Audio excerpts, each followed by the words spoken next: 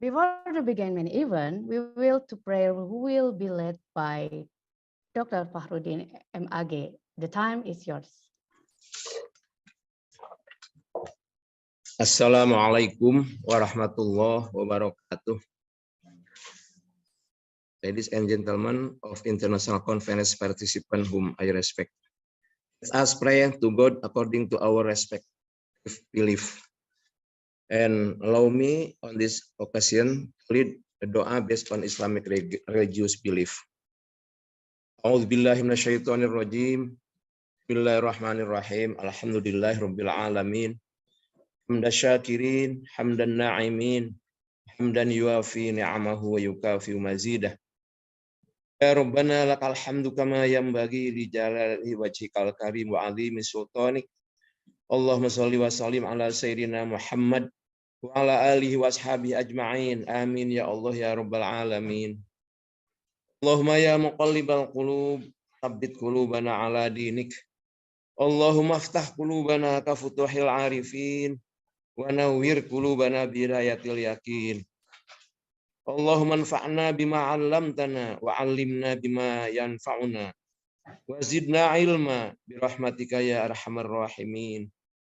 Allahumma aslih lana dinana alladhi huwa 'ismatu amrina wa aslih lana dunyana allati fiha ma'ashuna wa aslih lana akhiratana allati ilaiha ma'aduna waj'alil hayata ziyadatan lana fi kulli khair waj'alil mauta rahatan lana min kulli syarr.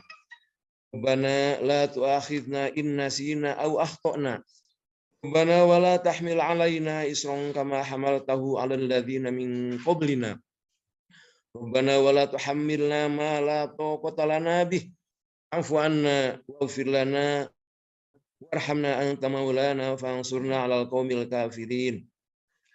Allahumma ij'al hadzal balada Indonesia baladan aminan warzuq ahlahu rizqan thayyiban hasanan. Allahumma alif bainahum kama allafta bainal ansar wal muhajirin. Rabbana atina fid dunya hasanah wa fil akhirati hasanatan wa qina adzabannar.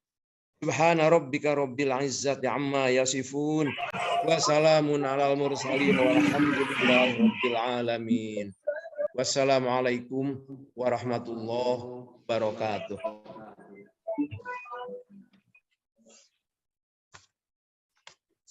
Hopefully, with the prayer that have been said, it can add to the blessing of this event.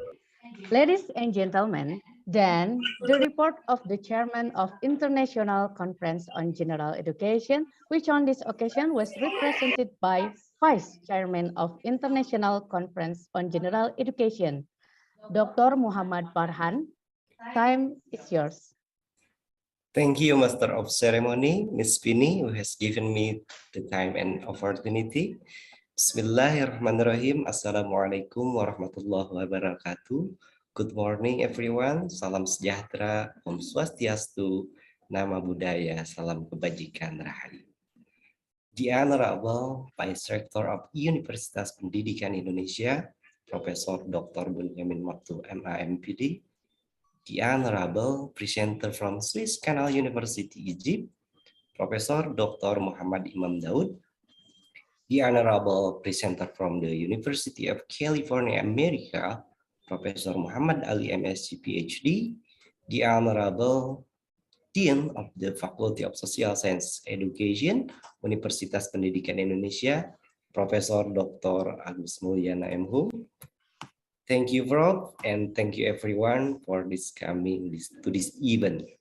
Ladies and gentlemen, praise and gratitude we give to Allah Subhanahu wa Ta'ala, good Almighty, for His grace and gift to all of us, so that today, Monday, September 13, 20 and 22, we can all stay in touch and meet together to participate in the International Conference on General Education, or called ICOGEN, which is organized by the Department of General Education, Faculty of Social Science Education, Universitas Pendidikan Indonesia, with the theme Strengthening National Identity Towards General Education in the Era of Society 5.0. Ladies and gentlemen, This conference was held on the basis that advance in information technology must be balanced with supportive education curriculum.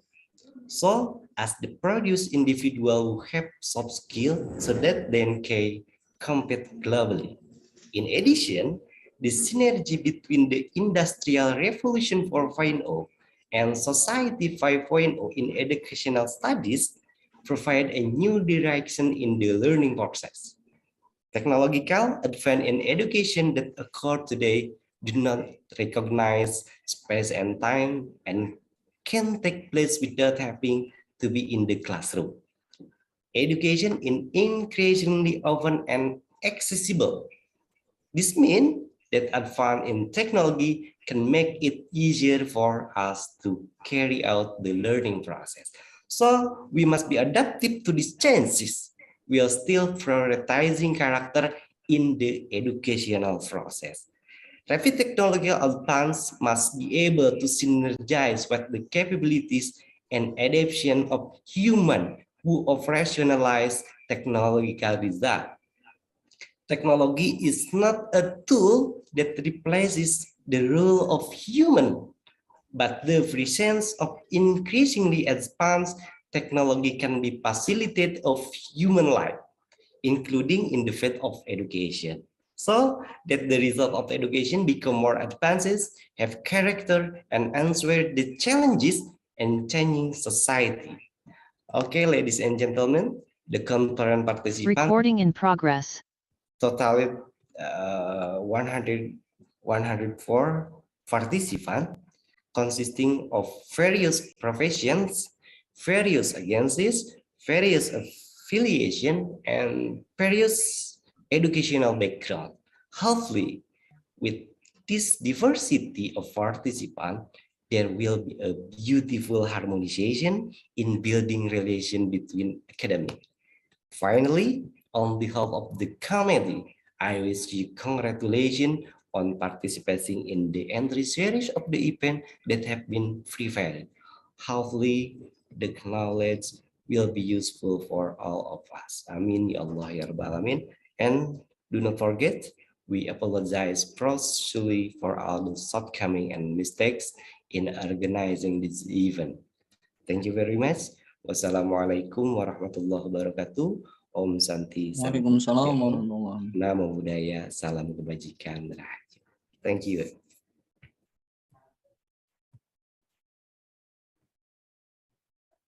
Thank you very much. Next, we invite the Dean of Faculty of Social Science Education to give a speech and officially open this event. Professor Dr. Agus Mulyana M. Hum, time is yours. Thank you for opportunity for me. Assalamualaikum warahmatullahi wabarakatuh. Good morning for all participants. Ladies and gentlemen, the Honorable Vice Rector for Collaboration and Business, the Honorable Head of General Education Study Program, the Honorable Keynote Speaker, Professor Dr. Muhammad Ali MSc, PhD from University of California, America, and from Muhammad Imam Daud, and Professor Dr. Muhammad Imam Daud from Suez Canal University, Egypt, the Honorable, the participant and committee. Ladies and gentlemen, first of all, let us offer praise and gratitude to Allah Subhanahu wa Ta'ala for His protection. We can meet together today at the International Conference on General Education with the theme Strengthening National Identity Through General Education in the Era of Society 5.0. This conference is very important, to do as an effort to build an academic atmosphere, especially in the Faculty of Social Science Education. the theme this conference is very actual and challenging because it relates to change in human life both now and the future, namely a changing toward the era of society 5.0. If we talk about general education, it will be very much related to human behavior. Human behavior must have the ability to adapt to change time, especially in this time entering the era of society 5.0. If humans are able to respond and adapt to change, then humans themselves will be the agent of change, not the object of change. Ladies and gentlemen, era of 5.0 is a changing era marked by digitalization as a result of fourth industrial revolution.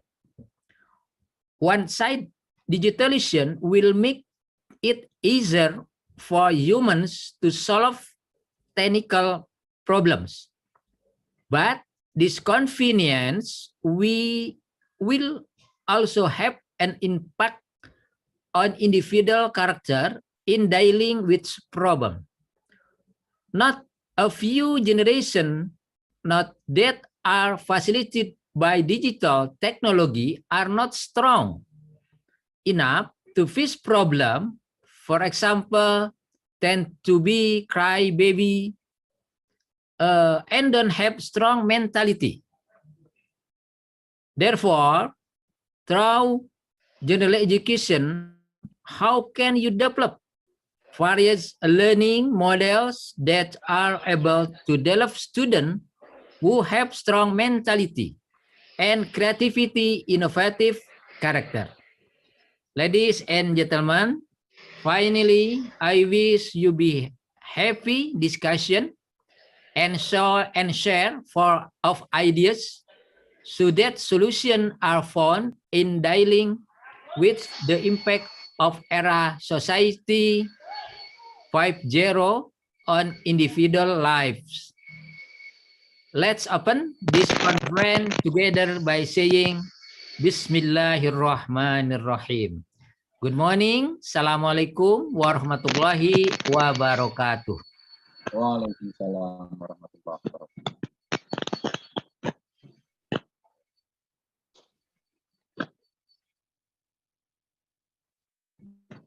Thank you very much for welcome speech. Ladies and gentlemen, this time this session will be led by a moderator. Before we begin, allow me to read the curriculum vitae of moderator. Dr. Muhammad Wilki Rizkianfi, MPD, is a lecturer of Bahasa Indonesia Language of Education at the Department of General Education, Faculty of Social Science Education, Universitas Pendidikan Indonesia. He was born in Cianjur, May 20, 1986. His current expertise is in the field of Indonesian food, foreigner, and gastronomic literacy. His educational background is very linear. Undergraduate program, postgraduate program, and doctoral program are from the Bahasa Indonesia of Education Study Program, Universitas Pendidikan Indonesia. In addition, besides teaching at UPI, he has been a BIPA teacher in Moscow, Russia, and a distance learning BIPA teacher for Budapest Business School student, Hungary. Ladies and gentlemen, Dr. Muhammad Wilki Rizkianfi, MPD, as a moderator, please welcome the time. Okay, thank you very much, Ibu Vini. Okay, ladies and gentlemen, good morning. Okay, ladies and gentlemen, we have three speakers for this conference today, and the first speaker is Professor Dr. Bunyamin Maftu, MIMPD. He would like to deliver his presentation entitled "Strengthening National Identity Through General Education in the Era of Society 4.0." Before he deliver his presentation, I would like to read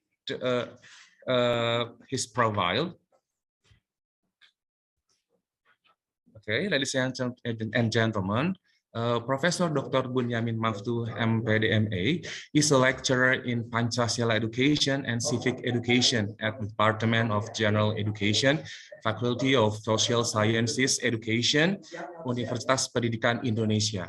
He served as Vice Rector for Research, Business, and Cooperation at UPI.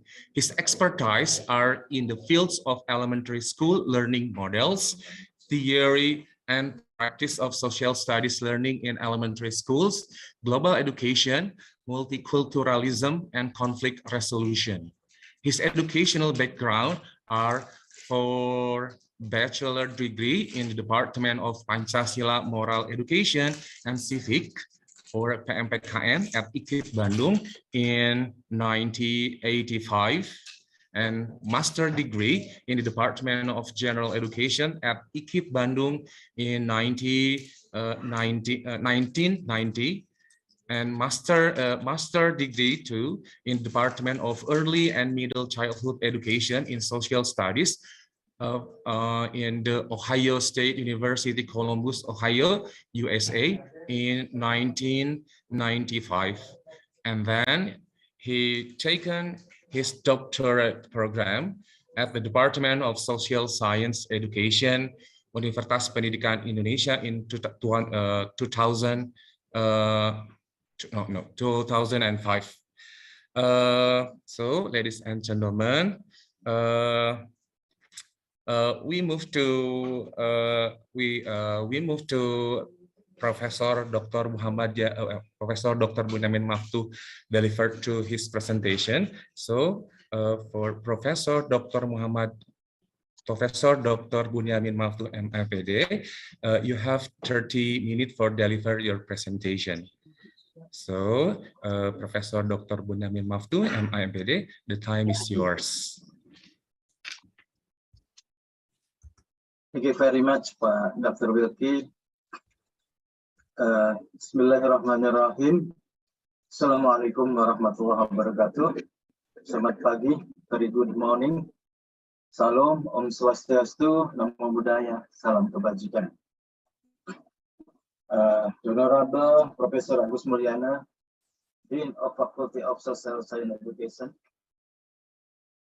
The Honorable Professor Muhammad Imam Daud, keynote speaker from Suez Canal University. I hope you are always in good health. And the Honorable Professor Muhammad Ali, keynote speaker from the University of California in Riverside, USA. Professor Ali, I think we have good collaboration several years ago, and several lecturer from Indonesia to have program in your university in, I think, 3 or 4 years ago.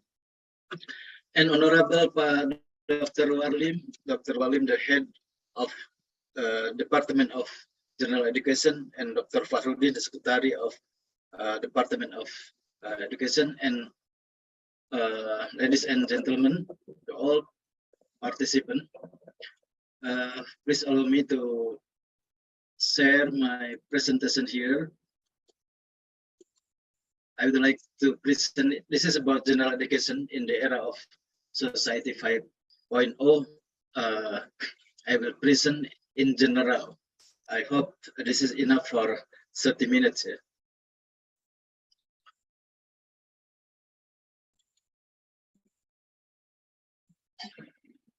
Yeah, 70 years ago, 70 years, long time ago, an expert from Harvard Committee stated on general education. They state that why has this wait a second. Why has this concern about general education become so strong in late years? Late years in this time is 70 years ago, yeah, from this moment. Among many reasons of stuttering expansion of knowledge produced largely by specialists and certainly conducing to it. The concurrent and hardly less staggering growth of our educational system with its means of lease and the ever-growing complexity of society itself. I just highlight here, bolding here with red, the ever-growing complexity of society itself. Yeah, 70 years ago, the Committee of Harvard University stated that time in 1950s that the society is still growing to complexity. You can imagine how it's today happened in this day. And then McConnell also in the 50 years ago stated about why, I mean, the background of general education. Yeah, the background of the general education program in the university. First is related to reaction against over specialization in the university, against imbalance between the pursuit of special interest and the attainment of the broader cultivation, and against the fragmentation of the curriculum and the disunity in the student educational experience.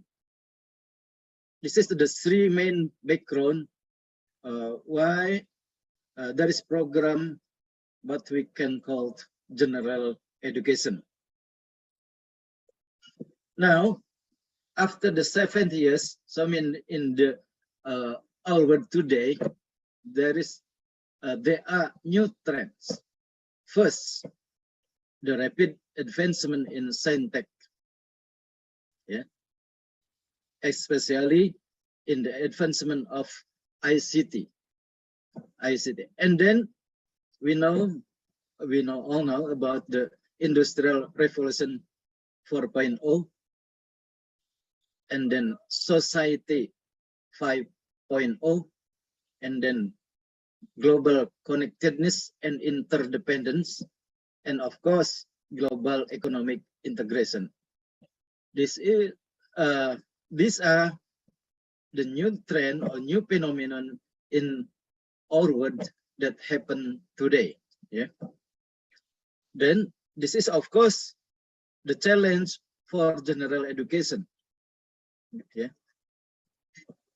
You know, for example, in the challenge coming from Industrial Revolution 4.0 and digital economy, with this the phenomenon, for example, Internet of Things, artificial intelligence, new material, big data, robotics, augmented reality, cloud computing, additive manufacturing, 3D printing. Yeah. So this is these are all is about what happened in our world today.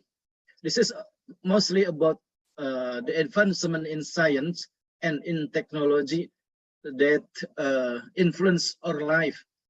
Our life is more efficient, more easy, faster, flexible, cheaper.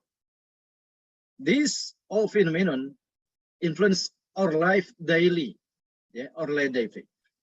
Many, as I said, many benefits, but also the advancement of technology also challenge us because it has also negative impact on our life, yeah, that we need to consider it.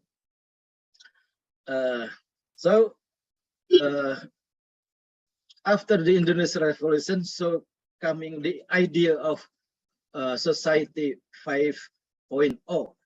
That's actually originally this idea came from Japan, yeah, from Japanese professor, yeah, about society 5.0.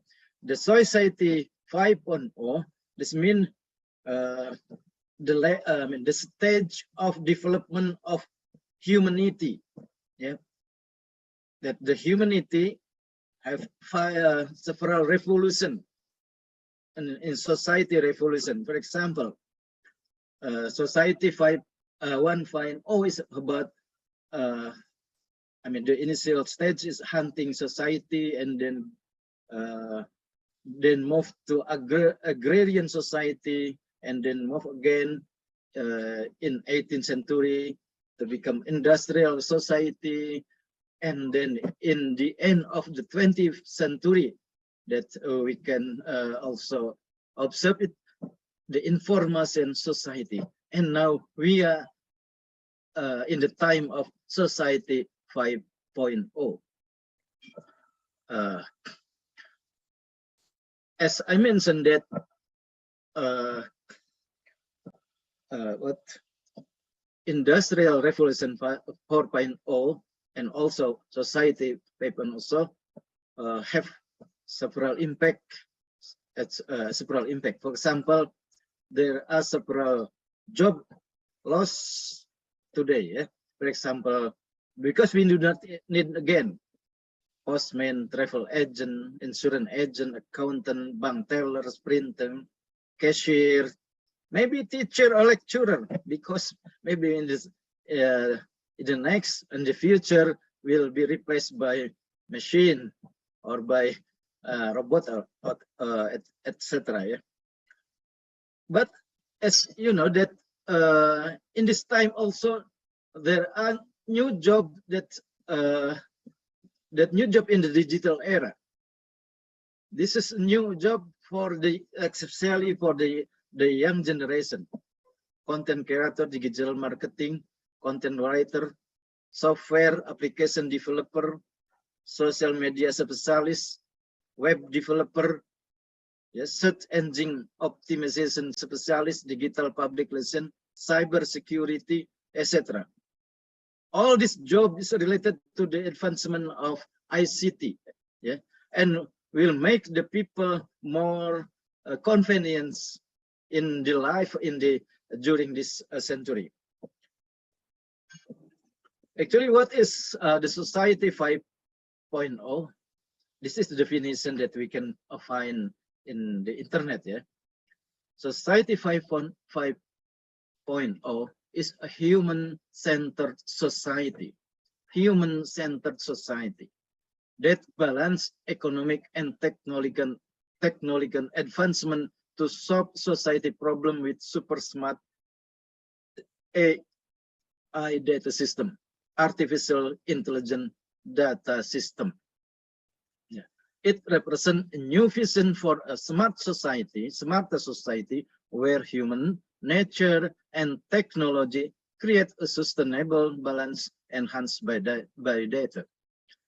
So the society 5.0, this idea focusing on the society, not in the technology, not in the technology. So the society is not the object of the technology, but the society is the subject for the advancement of technology. So the society who decide, the society, the people must benefit from the advancement of society. The society should manage, should organize, should utilize, yeah, efficiently of the technology, not in vice versa.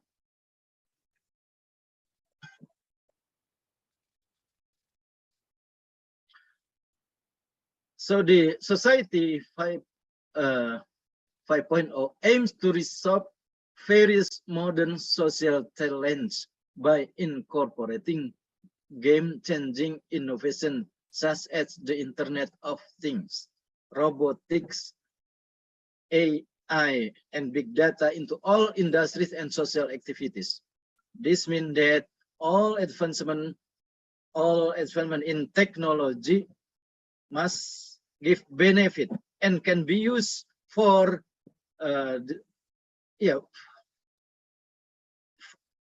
for the interest, for the need of the society. So the society, the people live live in daily life that in line or in using efficiently, effectively all the advancement of the technology. This is knowledge about society as whole.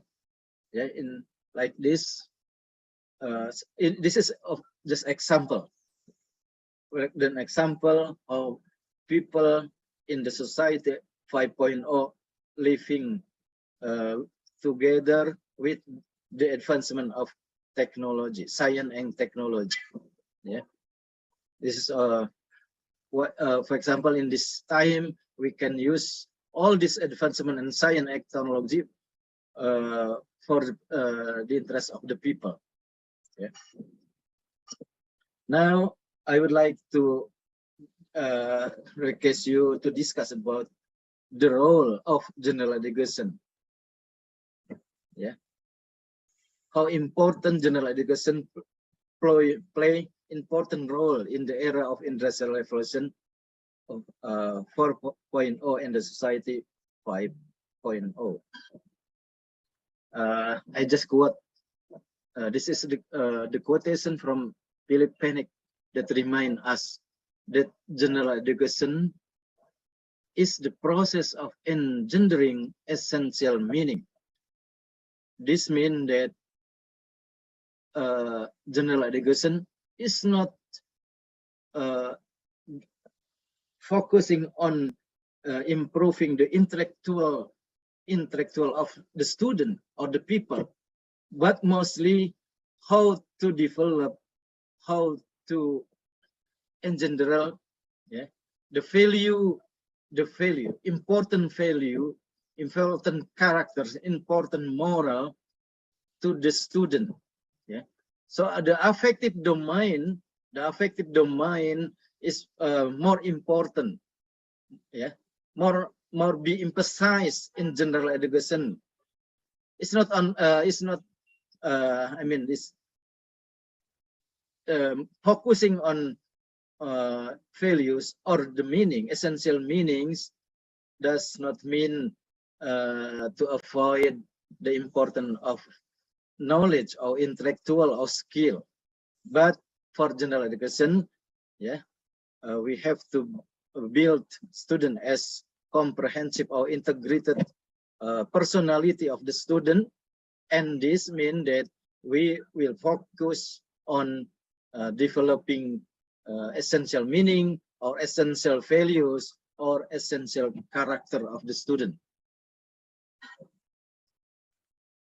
In my last research with Dr. Vini, Dr. Rama, Dr. Maulia, I think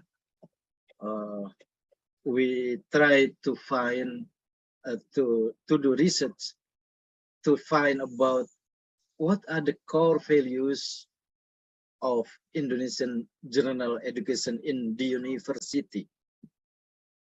And then the result of this, the result of the result studies is like this: that for general education in reduced education subject, the main core is how to develop religiosity of the student, self-awareness, al-qawi, that means work ethics and responsibility, honesty, toleration, moderation, and affection. This the focus, the core focus of religious education in Islamic religious education. And then about Pancasila, also believe in one God. This mean related to religiosity. And then, of course, toleration, respect to other believers, religion believer, respect to other religion believers. Nationalism, yeah, nationalism, and gotong royong, or we call collaboration or cooperation, and justice, social justice, keadilan sosial. And then for civic education, the core values is participation and influential skills, moral responsibility, appreciation to human dignity and human rights, politeness and obedience to the rules, democracy, listening skill, negotiation skill, select us. And then for bahasa Indonesia as general education. Yeah. Bahasa Indonesia as general. The core values is proudness to the use of bahasa Indonesia, rasa bangga untuk menggunakan bahasa Indonesia. It's not only for teaching about bahasa Indonesia, reading, writing, listening bahasa Indonesia, but the important is how to develop values of proudness, yeah, for the student to use bahasa Indonesia. And then to teach the student to good communication skill. Good communication skill is not only can speak in bahasa Indonesia, but should be using politeness in using language, menggunakan bahasa santun, yeah.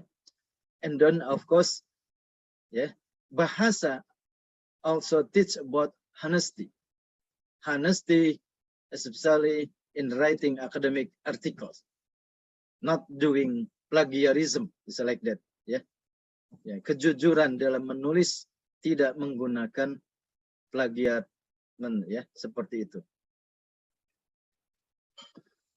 Nah, then our era, society 5.0, industrial revolution 4.0 have several impact on how to build, how to develop, how to educate the student during this century. So it is the question. The general education should, yeah, develop, yeah, the 21st century skill, yeah, the competence, the skill. First, information and communication skill, thinking, reasoning, innovation skill, personal and workplace productivity skill. These are the skills that needed by the people, especially by the student, to live functionally in the 21st century. So this means that general education also should involve, should play a role in developing this skill to our student, yeah, to the student, to university student. So, jadi para dosen, ya, para dosen, para professor or lecturer of general education should also participate in developing this skill to the student, to the university student. Yeah, such as this information and communicative skill, yeah, information and media literacy, visual literacy, communication skill, and then, yeah, thinking skill, reasoning and innovation, critical thinking, system thinking, problem solving, creating and innovating. I am very glad that my colleague in the Department of General Education in Universitas Pendidikan Indonesia have implemented several innovative teaching learning, such as what we call mini research, yeah, mini research, short research for developing such kind of the skill, thinking skill. And then this about personal and workplace productivity skill.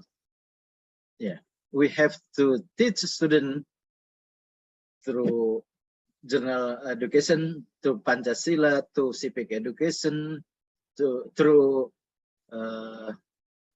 Islamic religion education, this kind of skill, interpersonal and collaboration skills, initiative and self-direction, flexibility and adaptability, ethical behavior, social, personal and cross-cultural skills, project planning and development, productivity and accountability. And then also, this is the core, critical thinking and problem solving, creative thinking, communication and collaboration. Yeah. So this is, I repeat more detail about how to develop outstanding student or outstanding student from critical thinking, collaboration, and etc. Of course, we have to integrate value education, value, moral, character education to also develop outstanding student. And for this time being also, we have general education should play a role also to develop global competencies, because we are in this day, I mean, in this century, live in globalization, in global era. So we should encourage our students to have global competencies.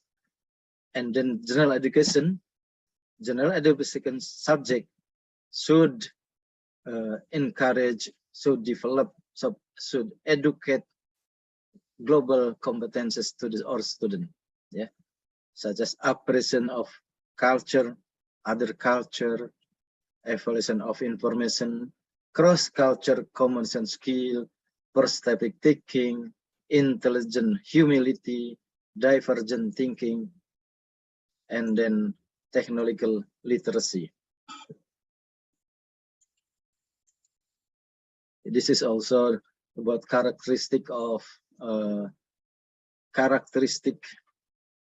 global citizen, such as, yeah, critical thinking and action, intercultural competence and sensibility, and etc.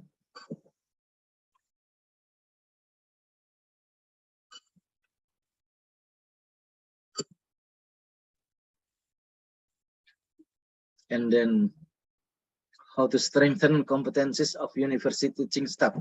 Now, the teaching staff, or we something called lecturer or docent, of course, should also improve themselves to become better lecturer, yeah, with strong core discipline competencies, educational competence, competence in research, competence for digital business, competent in globalization, and competent in future action. Then we have to consider our task as general education lecturer to improve our teaching learning process for our student in the digital era. Yeah, we have to use student-centered learning approach. We improve student to have learning autonomy and our independent learner, pembelajar merdeka istilah kita, ya. And then, ya, hands-on experiential learning. Some of my colleagues use mini research, for example, in Pancasila or civic education, to prepare students, yeah, to have hands-on experiences. This is very good teaching learning approach, yeah. And then in our teaching, we have to integrate hard skill and soft skill of our student. And then we have to use variety of learning experience, not only by using textbook, but also using many learning resources, yeah, many learning resources. And then we have to think about how to link and match or program general education to the daily life. And then we can use various learning mode, for example, by blended learning, yeah, face-to-face learning, and then by online learning, such as, and broader student with broader experience, improving creativity, and of course we have to encourage students to have networking. I think in my last presentation here, if we want to have quality of general education, we have to think about several factors, yeah. Quality of various learning resources, quality of teaching and learning process, qualified educator or teaching staff or qualified lecturers, quality and relevance of curriculum, standardized teaching facilities, availability of financial support, of course, and strong national and international networking. Yeah, with these many factors, yeah, the influence factor, we can hope that our purpose or aims of general education can be reached, yeah, and we will have quality, qualified of our general education, yeah. And my last side is thank you very much for your kind attention. Terima kasih. Assalamualaikum warahmatullahi wabarakatuh. Waalaikumsalam warahmatullahi wabarakatuh. Thank you very much, Prof. Bunyamin.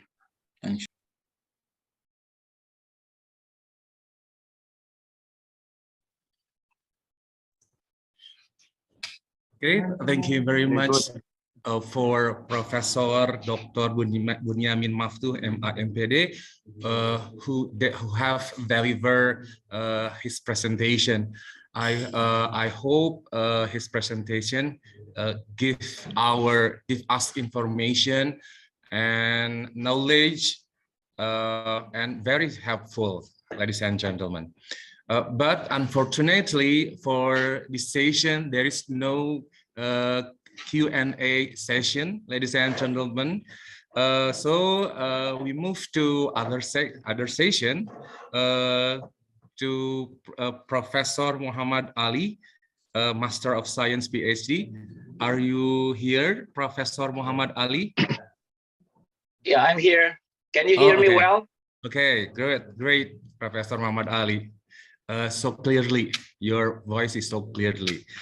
Okay, ladies and gentlemen, before Professor Muhammad Ali, a Master of Science PhD, deliver his presentation, I would like to read his profile.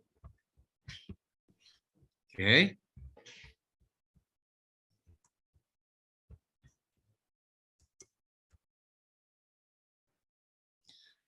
Ladies and gentlemen, Professor Dr. Muhammad Ali, Master of Science PhD, is the Director of the Middle East and Islamic Studies Program, and Associate Professor of Islamic Studies, Religious Studies Department, Faculty Member of Southeast Asia, Facts, Ritual, and Performance Program, ASEAN Studies Program, Global Studies Program, University of California, Riverside, United States of America.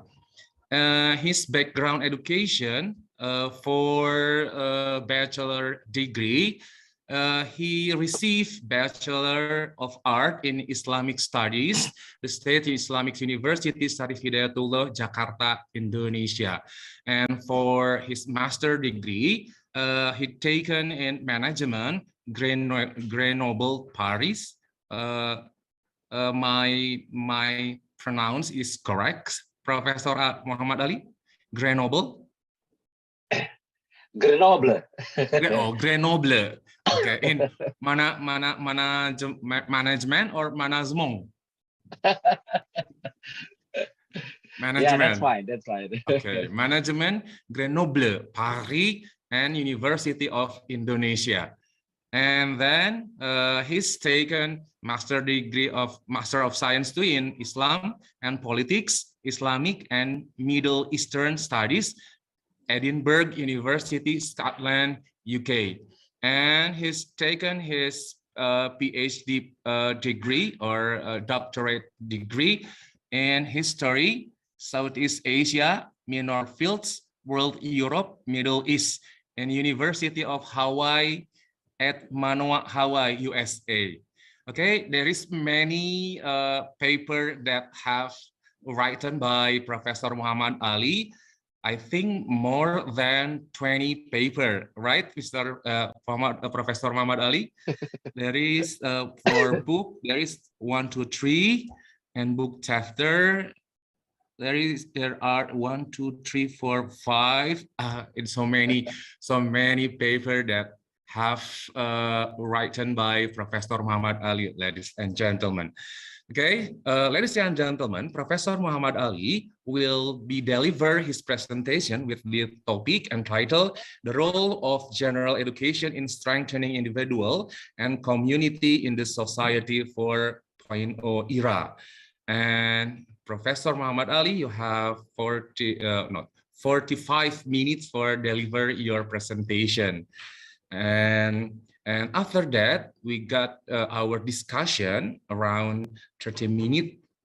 If you want, ladies and gentlemen, if you have a question, please write on the chat book. And we got around 30 minutes for discussion after Professor Muhammad Ali deliver his presentation. So, Professor Muhammad Ali, the time is yours.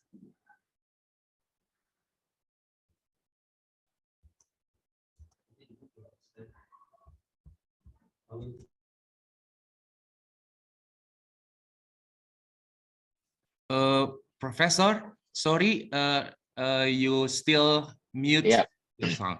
All right.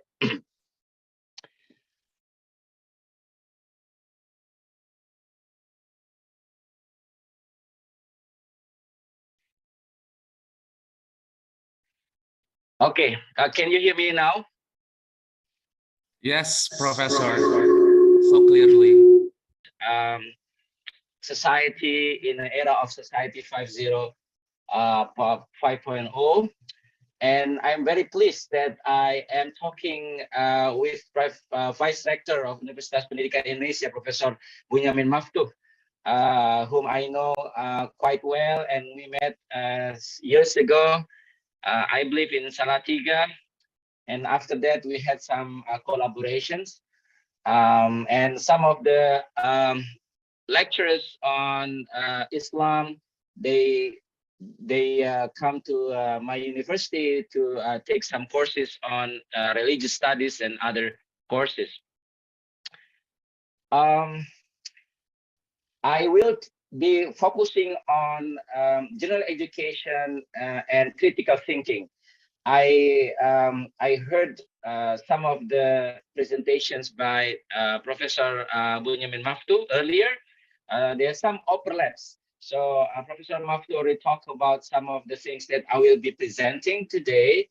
So I will skip some of them and then focus on the things that I think also need to be discussed when we talk about general education and how to teach our students some life skills, including problem solving, and I would focus on critical thinking and some of the ways for us to develop critical thinking in our universities in Indonesia. I already, have this discussion, and we already know about this discussion, but I think it is useful for us to just have some general overview about general education itself. Sometimes it is called general studies or academic studies in the context of University of California, for example. So we have different terms for general education, but basically general education was a response to disciplines, to specialization, or we can say over specialization, right? So people, our students learn about how to be a computer scientist, how to be a businessman and woman, how to be a researcher in the lab, how to be a doctor, how to be engineers, right? So those are a specialization. So general education offer all the students general knowledge, general skills, general competencies, literacy, communication skills, right? Problem solving skills, critical thinking, arguing, communication in the forms of writing and speaking, and maybe also now, in the context of our internet era or even society 5.0, using technologies like videos, posting on YouTube, on Instagram, and so on and so forth. So how to communicate ideas and your research out there, yeah, not only to the people, to the stakeholders, but also to the public through the internet. So that's, I think, what we can say about general education, right? Very general ways of dealing with many things in the world. So in the US, for example, we talk about core liberal arts curriculum. So in other words, when we talk about liberal arts curriculums, we talk about literature, classics, history, philosophy, logics, things that students might be, finding useful for their own profession, their own majors or minors, and their own professions or vocational trainings. Maybe after 2 years, then they can major in one of the disciplines or specialization. So general education in the US, for example, are considered breadth requirements. So some of the courses, breadth requirements. In other words, if you take religious studies that I teach, for example, I teach Introduction to Asian Religions, or Islam, or Religion and Politics. I teach those courses, especially the lower level and upper level undergraduate courses might fulfill breadth requirements for all the other majors. All the majors, like in business, all the other majors, they would take this as breadth requirements. So these breadth requirements are part of this general education. So usually it's 2 years of college before focusing on majors.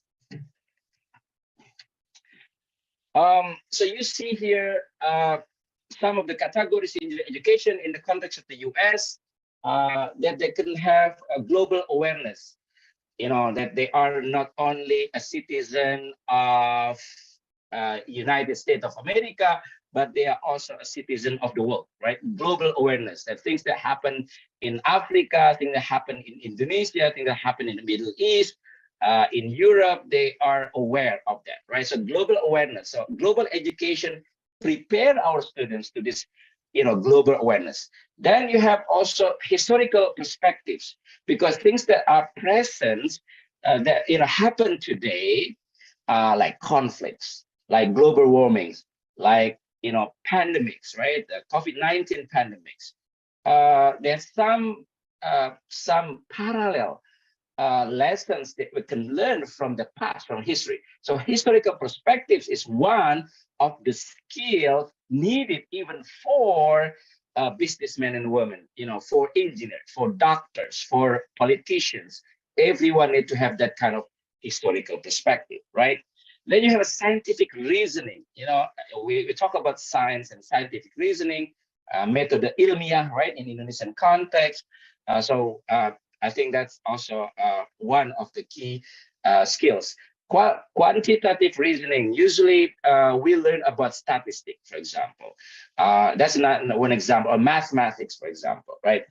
And then you have distribution categories. So those courses can be also grouped into culture and creativity, system, society, and sustainability, or values and ethics. Then we come talk about ethics, right? I'll talk more about ethics later when we talk about civic education. So why general education? Again, we already heard from earlier speaker, this is to broaden the horizon of the students, and of even not only the student, the faculty themselves, you know, the professors, the teachers, the lecturers, they have a broaden horizon of a very specific thing. So instead of seeing one specific thing, you see a broader perspective. That's number one, why. Number two, why is that general education like history, philosophy, uh, logics, or ethics, arts, you know, you name it, right? Then I'll talk more about the courses. Also could counterbalance or complement a student main course of study. For example, you have a major in business, right? By taking a philosophy or taking psychology or religious studies or anything that is under the breadth requirements, it will, all this general education or general education courses would counterbalance, would make your life balance.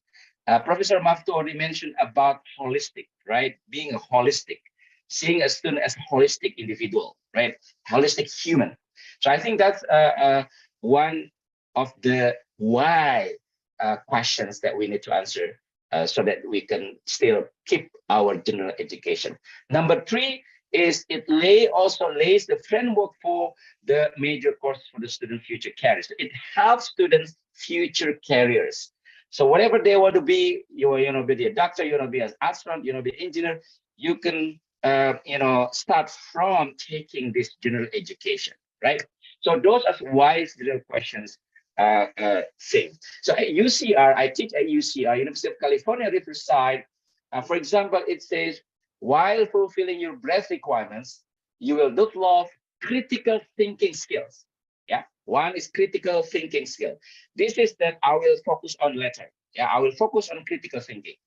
Learn to integrate knowledge, explore values, set goals, develop time management skill. Time management skill is also a very important thing here.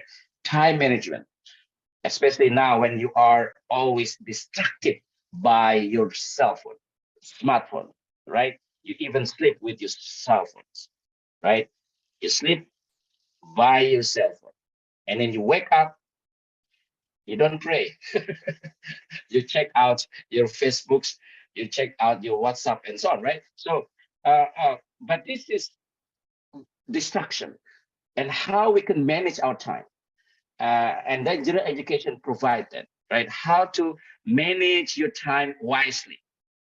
And then learn to more clearly articulate and communicate your ideas, communication skill, right? All of which are prerequisite for success in any career field. Whatever you want to be, you would need these skills. Next one, this is an example in our university here, the teaching objective, critical thinking. This is a very loaded term, is objective. We will talk more about that, about objectivity. But anyway, objective critical thinking and openness. Openness rather than closed-mindedness, rather than narrow-mindedness. And also to become human and citizen. To become, maybe you can say, fully human rather than partially human or partial human. And citizen, the notion of citizenship that we will talk again later. And of course, to work professionally.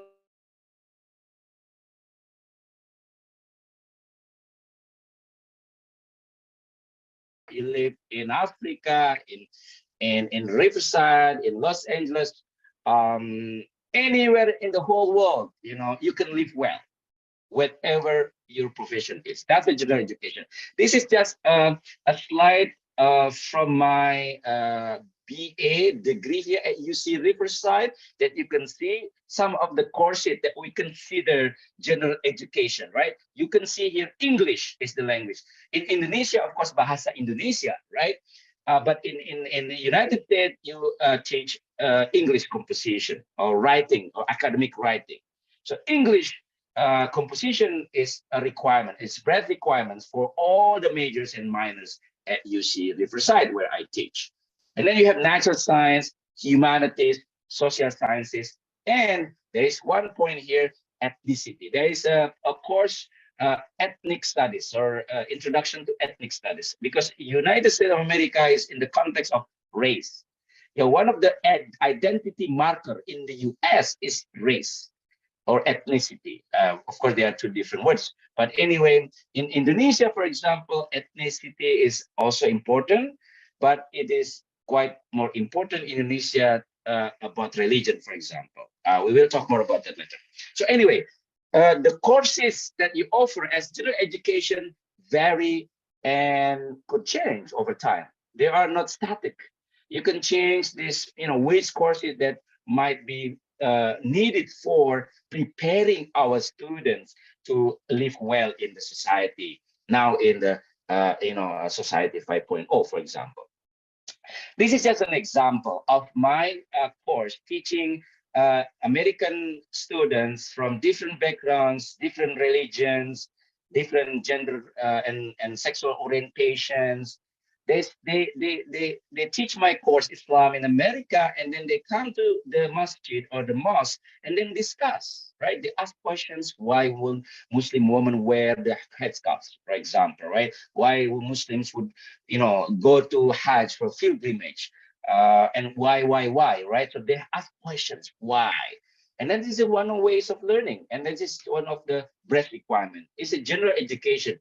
Even though this students come from business, engineering, economics, all other majors and minors in my university. Just an example, right? So they learn together about how to understand religions, and they don't have to be a Muslim in order to understand about Islam. You don't have to be a Christian in order to understand Christianity. You don't have to be a Buddhist in order to understand a Buddhist, philosophy and ethics and culture.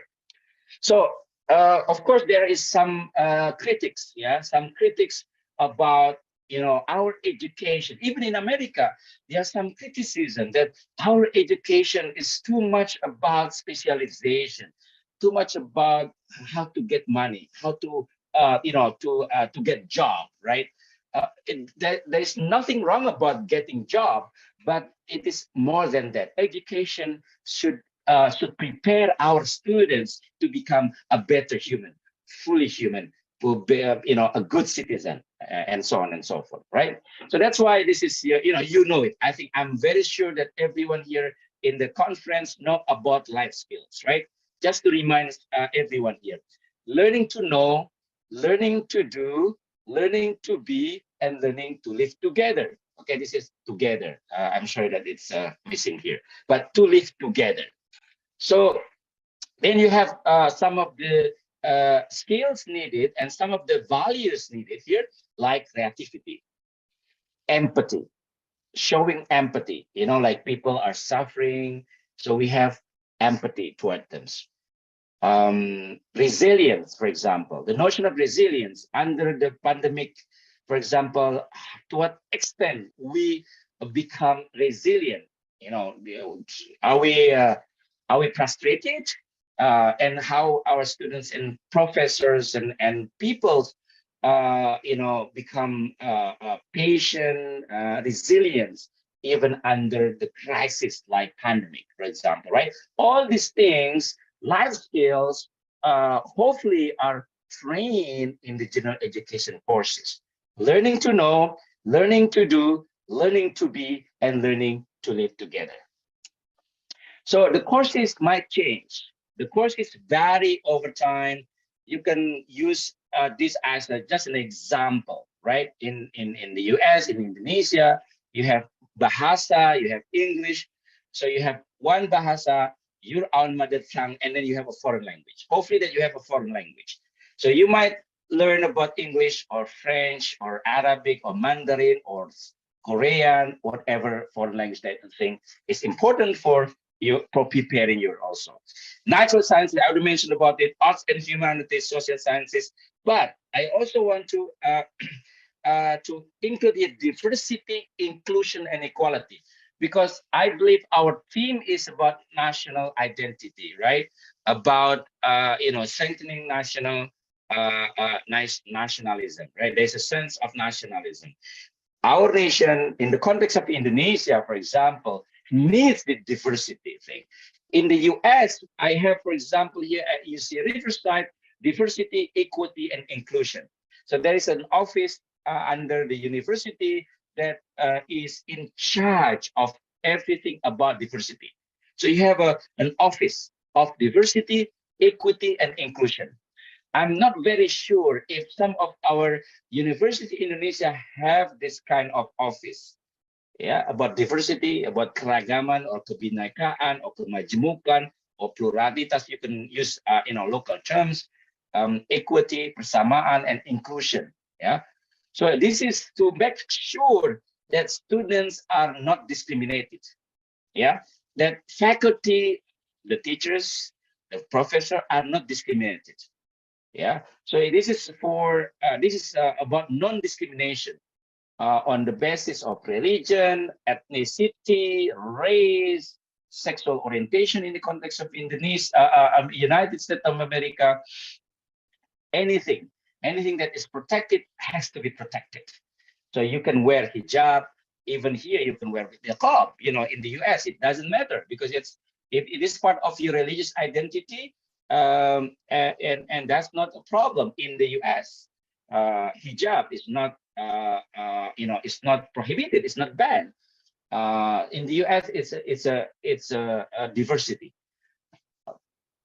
All right, so I already heard about Society 5.0. I don't want to mention this again, but the main thing, if you don't know about this, is from Japan, already mentioned before. It's a human-centered society. Of course, you have technology, you have the internet, you have the industry, you have services, and so on. You have everything online. You can order food, in Indonesia online, right? You don't have to go to restaurants in order to eat, right? But it is human-centered society. In other words, us are the center. It's not the technology. The technology is not the center. Humans are the center. Because humans are the center, we need to include as many as possible humans. In other words, we cannot exclude people.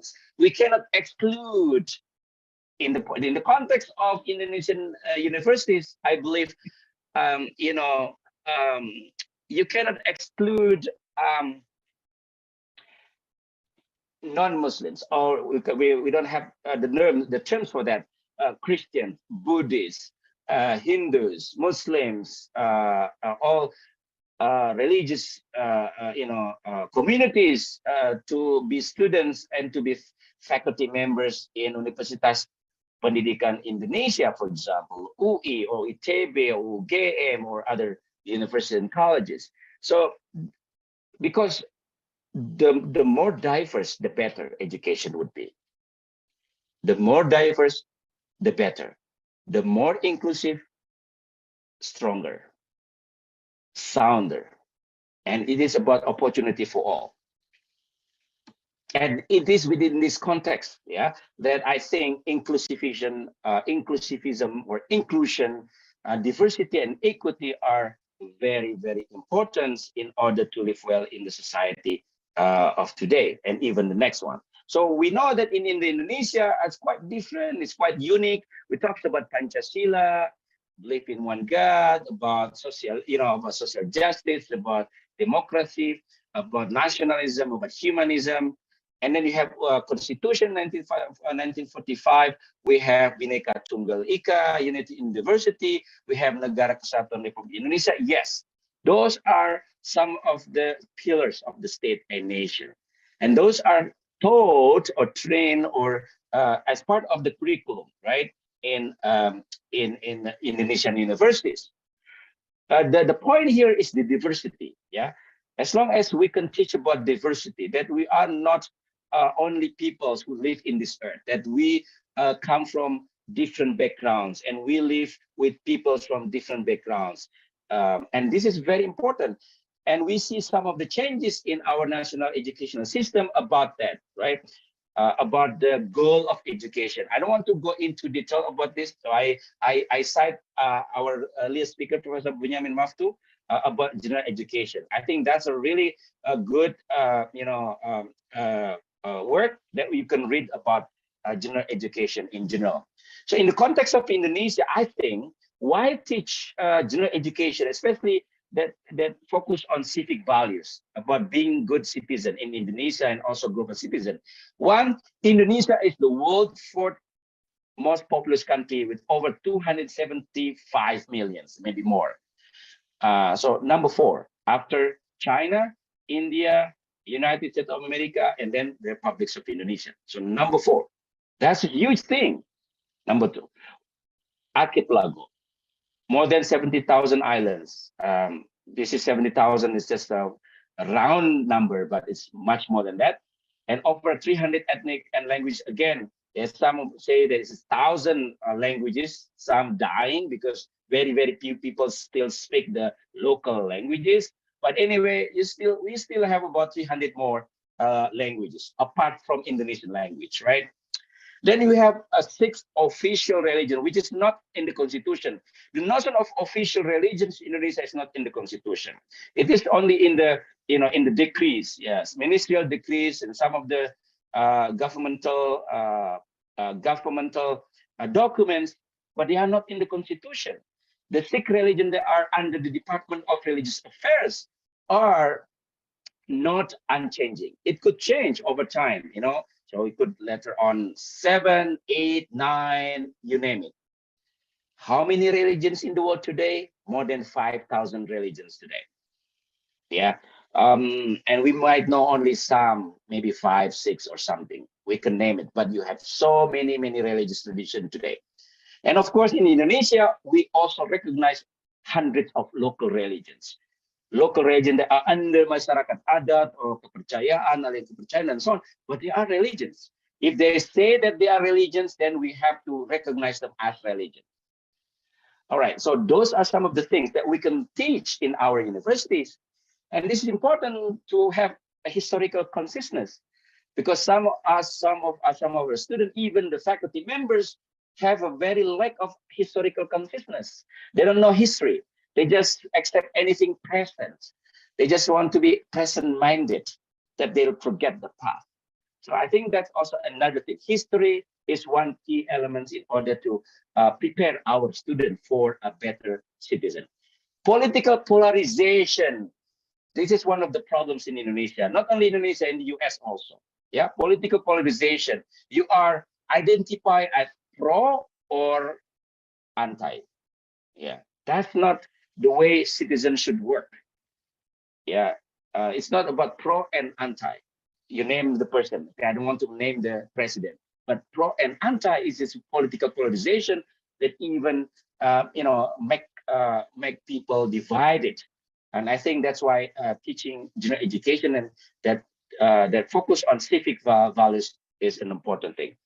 Ideological tension and clashes. Yeah. Talk about Western, Eastern, Christian civilization, Islamic civilizations, Buddhist civilization, Indian civilization, you name all these civilization, and all you have capitalism, communism, socialism, all this, and the caliphates and so on. You have so many ideologies. Of course, Indonesia has subscribed to the Pancasila as a state philosophy, but understanding all these wood ideologies is not a bad thing. Understanding them and then putting them in context and how that can also prepare them so that they can be more knowledgeable about all these ideologies, and hopefully they can pick whatever ideology. And in the context of Indonesia, of course, we know about civic education that teach about Pancasila, then and so on and so forth that I already mentioned earlier. Social intolerance and state intolerance, that's also part of the problems in Indonesia. People are intolerant toward others because how they look, what they appear to be, how they pray to their God, whether they have churches or mosques or temples or pura. Intolerance is quite significant in Indonesia. And state also, apparatus, governmental officials who are still doing some intolerant policies or attitude toward some minorities in some contexts in different parts of Indonesia. That is why Indonesian has a quite low Human Development Index compared to some of the countries, the small countries. Yeah, they have long and healthy life there. They have more knowledge to learn, or better years, expected years of schooling. And then they also have a decent standard of living. But of course, education index is important part. And this is one of the things that I would like to remind everyone.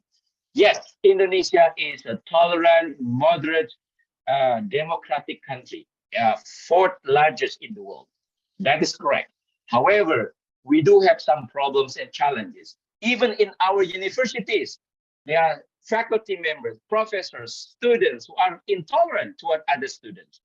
In terms of their beliefs and practices, and other religion, for example. So you have these problems, and some of the recommendations is through education. Through education, we can teach about tolerance, because nobody is born racist. Nobody is born intolerant.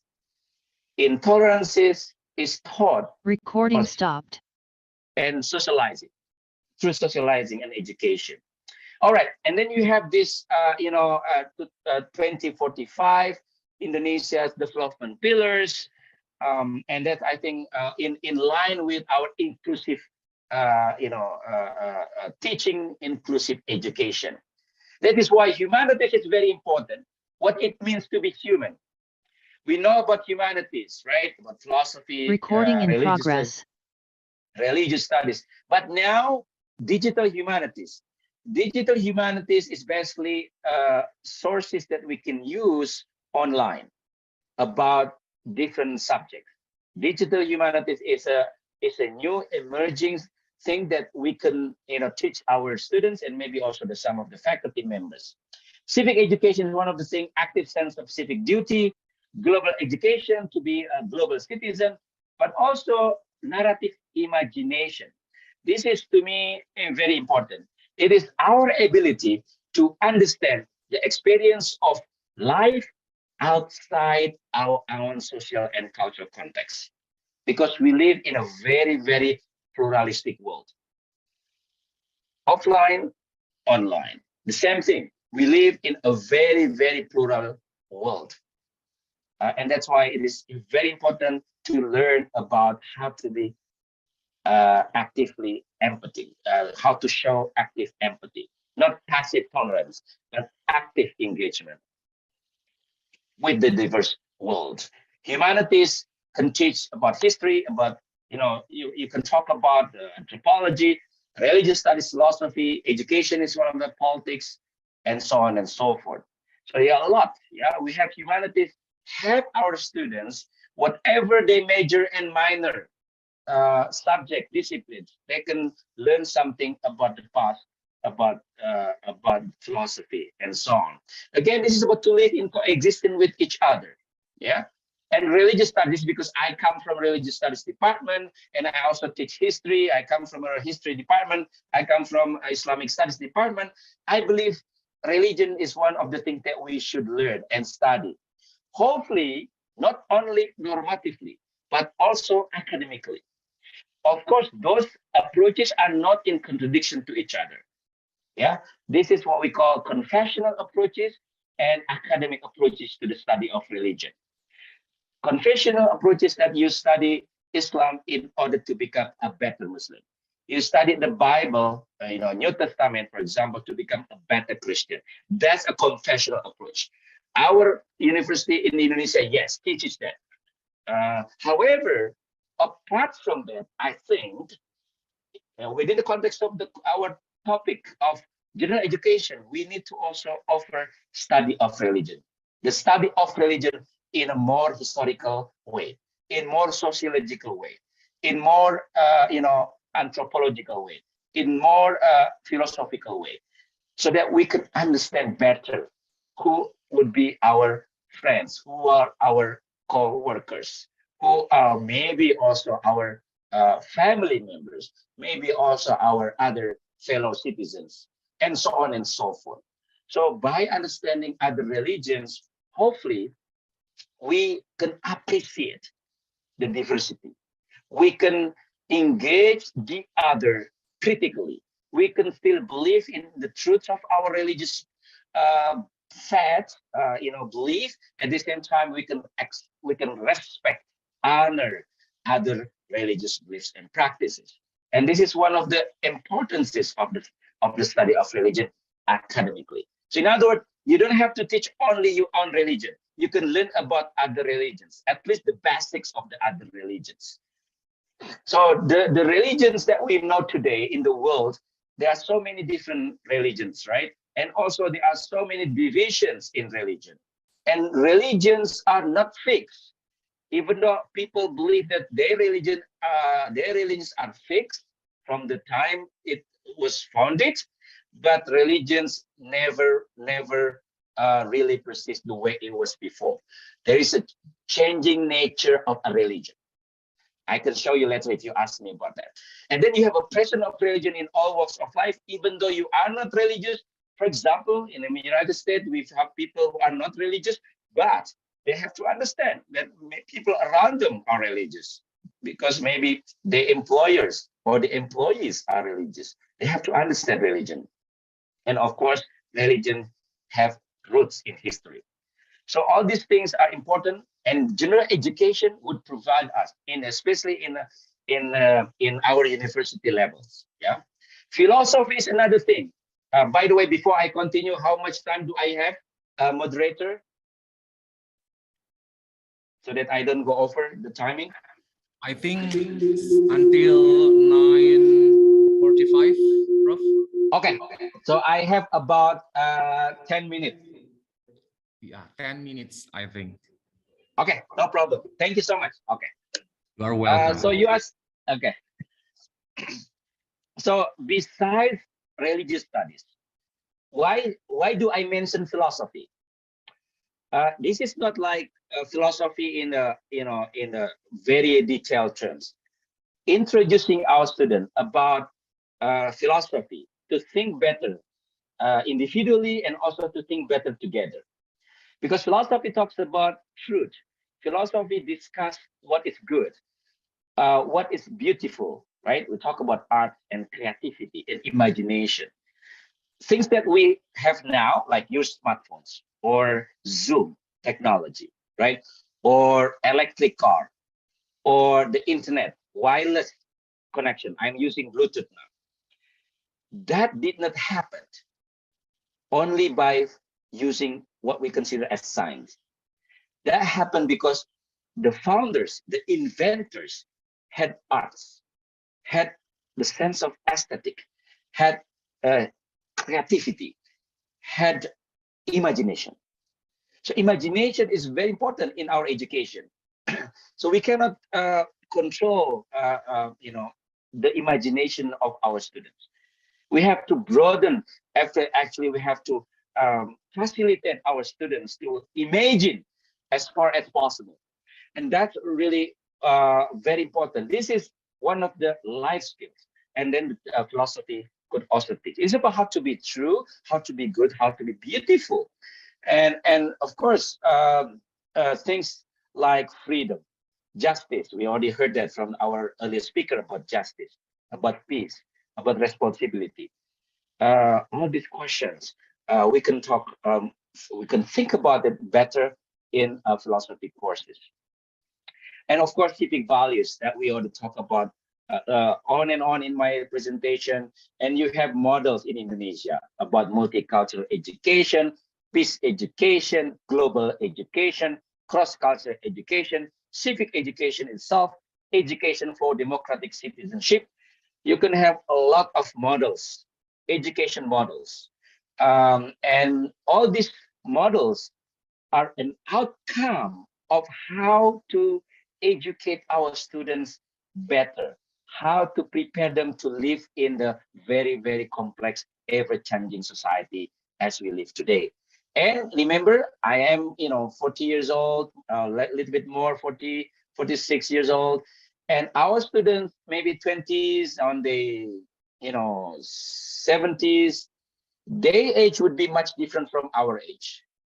And that's why we need to prepare them to live as better as possible. Civic learning, this is just an example of University of California in our Universities of California system about civic learning. Yeah. So civic learning here, it is related to national identity thing, but it is more than just nationalism. It's not simply about nationalism that think that other nations are bad or worse or ugly or are chauvinistic. So that's not nationalism that we are teaching here. Nationalism that is responsible. That is, it's about responsibility. It's about civic action, right? It's about civic action because we are culturally responsive to what's going on around us. We also participate. We are participatory. We are critical and strategic. We have enough information to make decisions. We are reflective. All these key qualities of civic learning. And this is one of the things that I think important in our general education courses. Of course, problem-based learning is one of them to improve our students' ability in problem solving so that they can be motivated in thinking critically. Recording stopped. So that they can improve communication skill. I repeat this, I already mentioned this quite many times. So, but problems-based learning is one of the models. Recording in progress. So critical thinking skills would involve, again, now I move to critical thinking skills. So by now I have discussed what is general education, why general education, and some of the life skills that are needed in order for our students to live better in in what we call, or some of the Japanese people call, Society 5.0. This term actually is not that popular in the US, like Society 5.0, but I just follow the international conference here on education that use this term, but that's already discussed. And what I want to focus now for the rest, like 7 minutes of my presentation, is critical thinking. So one is the ability to observe. So you observe, you predict opportunities. You observe problems, and then try to find solutions. So observation. You can cite some of the biblical, Quranic, Veda, Bhagavad Gita references about the need for observing what is going on, right? Observation. I just want to mention afala ta'qilun, afala tubsirun in Arabic, in the Quran. Just an example. So observation is there, but it's not only observed. It's also about analyzing, interpreting the data, the information that comes to you, analyzing it, and then try to make conclusion, draw conclusion based on the data that is relevant to the conclusion. Then you have the ability to communicate your conclusions, right? Your finding, your work. And then, of course, hopefully problem solving. So many problems in our society. Yeah, so many problems. But it's not about the problems. It is about how to deal with the problems. That's how we prepare it through critical thinking skills. And that's why recording stopped. Critical thinking are very advantageous, very beneficial, because it's a lifetime skill. If you teach about critical thinking, it will prepare the students beyond their graduation. They can still use the critical thinking skill until even before they die. Lifetime skill. Key to career success, whatever they want to be, critical thinking is very important. Broad range of cognitive learning. Yes, critical thinking emphasizes cognition, intellectuality. But again, when we talk about critical thinking as an aspect, recording in progress, in how to be human and how to live in society better, and then critical thinking is not something that's separate. It's something that is integrated to our educational curriculum. And critical thinking can be taught in all our subjects. Yeah. So you can have like a course about critical thinking or workshop on critical thinking, but critical thinking is needed in all our subjects, in all our disciplines, including when we study the religious tradition. So for example, here you have not only the cognitive, but also about moral, social, economic, and political issues. It is also not simply about thinking, it's also willingness to act. When you think correctly, you act also properly. So there is a it's not a cause and effect, but at least there is some some correlation between critical thinking and good citizenship that we talk about in these seminars. Strong critical thinking is not only useful for commerce, the law, technology. It is crucial to a dynamic and thriving culture, and it defines the essential component of any solid education. It also enhances creativity. Critical thinking improves relationship between colleagues, between friends, between students and the university, between university stakeholders, the society in general, and so on and so forth. Improve relationships. And question checklist for critical thinking that you can teach here at university in Indonesia, for example, you can have a list of questions, because asking the right questions is important. What are the issue and the conclusion? What are the reasons? Yeah. What are the value conflicts and assumption? How good is the evidence? And so on and so forth. So there is some, some of the checklists that you might use. This is from this book. And of course, in the internet age, we have to judge the credibility of our website. If you, hoax and false informations, and so on, there's so much in the internet. Critical thinking helps our students to select the reliable sources. Yeah. So there are different ways about how to search and then how to select reliable sources on the internet. And some of my students ask about Wikipedia.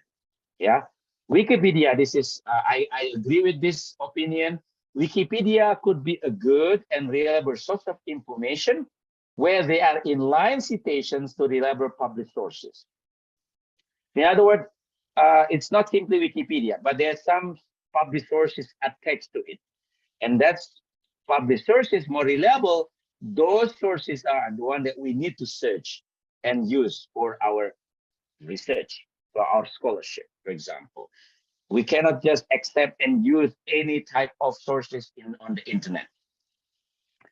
And this is the book that you might use about critical thinking, but this particular book really focuses on effective argument, how to make an argument, yeah, how to make a claim, how to get facts, yeah, how to evaluate sources.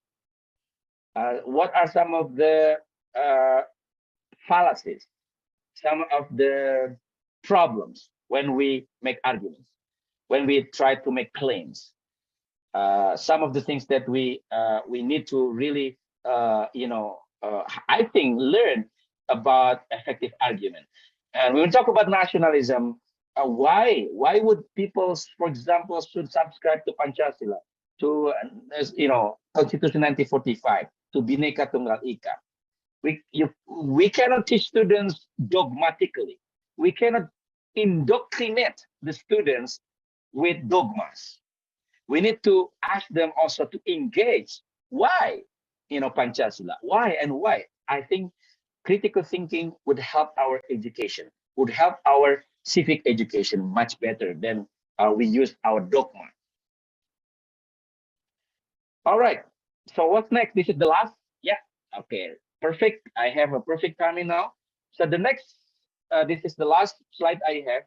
By now, I have tried to present general education, the benefits of general education, some of the life skills needed for our students in the general education. And when we live in a technological age, society 5.0, but humans are the center. Because humans are the center, we have to teach humanities. We also need to teach other courses that help prepare our students learn about knowing, to know, to do, to be, and to live together. So what's next now? This is my suggestion. From my experience here, I think to build scientific mentality and culture, avoid any kind of dogma that you have to believe. In Indonesia, usually like this, ideologi pokoknya, pokoknya begitu, pokoknya ini. That's not critical thinking. That's not scientific mentality. We have to increase a sense of curiosity of our students. The students, not only from the high school, college, but also from very, very early on, that our kids need to be trained how to be curious about what's going on, how to ask questions. We have to facilitate them to ask questions. Anything. There is no blocking to ask questions. Why do you have to pray? Why do you have to fast? Why do you have to believe in God? Why do you have to be a Muslim? Why do you have a Christian? Why? It's a scientific mentality. It also happens in our cultures. And that's also to prepare in general education through trainings, workshops, and also maybe courses.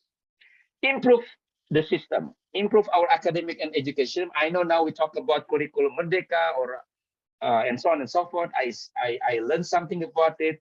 Very interesting, very transformative, but it's also about implementation. To what extent that people are ready, prepared to really do it. But the system and the culture need to go hand in hand. We cannot change the system, but we still keep our culture, our old culture that doesn't, prepare our students to freedom and integrity. And of course, collaboration. Professor Mahto already mentioned about collaboration. This is very key. Now, nationalism is not a narrow nationalism. It's about global citizen. It's about global education. Any university can have any collaboration with any university around the world. And that, I think, could help our universities in Indonesia. Yeah. Okay, and I think that's it. Productivity and accessibility to all our students in terms of language and so on and so forth. Of course, that's one of the things that we can do together. The government, also the educational system that we have today. Thank you so much. I'm very sorry if I had some problems with the connections. I really appreciate it. Let's have some discussions or question answer. I stop sharing here. Thank you very much for your information in your presentation, Professor Muhammad Ali.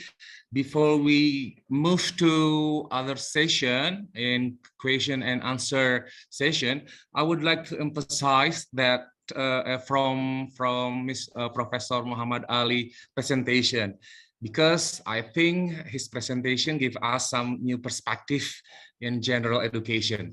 And then I would like to make conclusion for his presentation. The benefit of general education is to broaden college student horizon, to counterbalance or complement a student main course of study, to lay the framework for the upper level major courses for student future careers. And then the second, I can get the information from Professor Muhammad Ali. The general education in Indonesia is the more diversity is better, the more inclusive is stronger. And then I can also get the indicator of critical thinking skill is one: observation, analysis, inference, communication, problem solving, and so many information from Professor Muhammad Ali's presentation. Okay, ladies and gentlemen, we move to discussion session. There is, I would like to divide to two sections from this session, question and answer. And the first section, I will give opportunity to you all. If you have a question, please put on the chat box, and I choose 3 people or 3 participants who have a question that I will read to Professor Muhammad Ali. Okay, Professor Muhammad Ali, the first question is from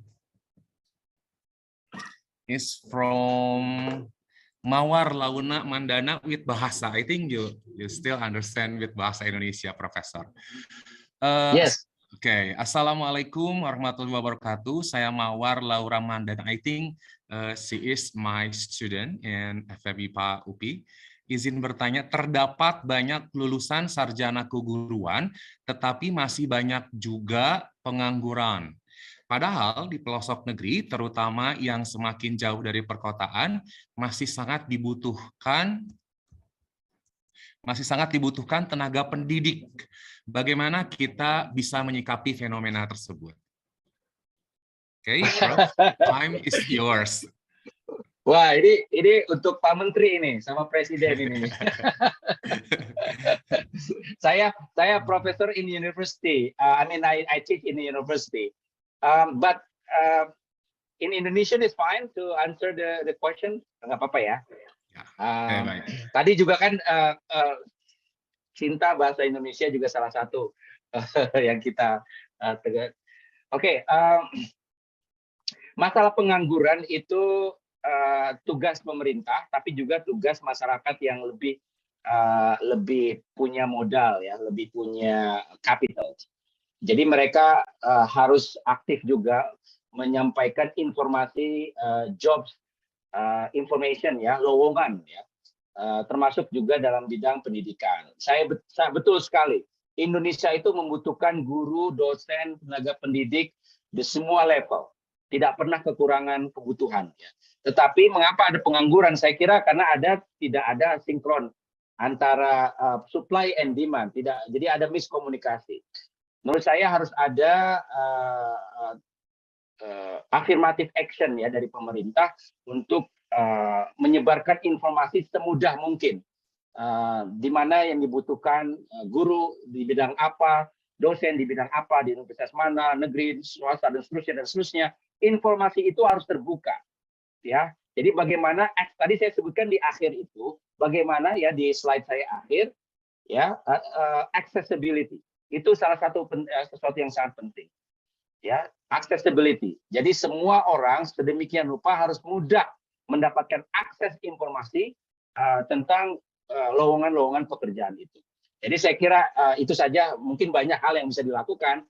Tapi karena saya bukan bagian dari pemerintah atau bukan menteri, jadi saya atau dirjen, jadi saya bukan tugas saya untuk memikirkan itu terlalu dalam. Tapi secara umum sebagai pengamat yang saya lihat selalu ada kok, selalu ada jalan, ya selalu ada jalan. Dan saya tahu banyak teman-teman saya, bahkan saudara saya juga yang guru-guru. Alhamdulillah mereka juga akhirnya mendapatkan pekerjaan. Jadi perlu usaha. Kalau bahasa agamanya itu ikhtiar, tawakal, dan doa. Oke. Duit ya, Prof. Doa, usaha. Oh iya itu. Ya, baik. Silakan selanjutnya. The great motivation. I think because ini kekhawatiran, Prof. Jadi kekhawatiran dari mahasiswa sarjana kependidikan mungkin tentang bagaimana pekerjaannya di masa depan seperti itu. Okay, Prof. The second question is from Pak Baidillah Riyadi from Polnep. The question is, at New Era, which one the most important between special education or general education? So why ideally policy about general education in Indonesia? Sekali lagi ini pertanyaan untuk Pak Menteri. Tetapi, but I'll try to answer. It is not either or. Ya, either or itu artinya kita selalu berpikir dikotomi. Ya, sering kita terbiasa dikotomi. Cara berpikir critical thinking itu keluar dari dikotomi. Maksud saya begini, mungkin karena kita terbiasa dengan siang dan malam, hitam dan putih, benar dan buruk, dan seterusnya. Jadi dikotomi. Cara berpikir dikotomi ini harus kita urai.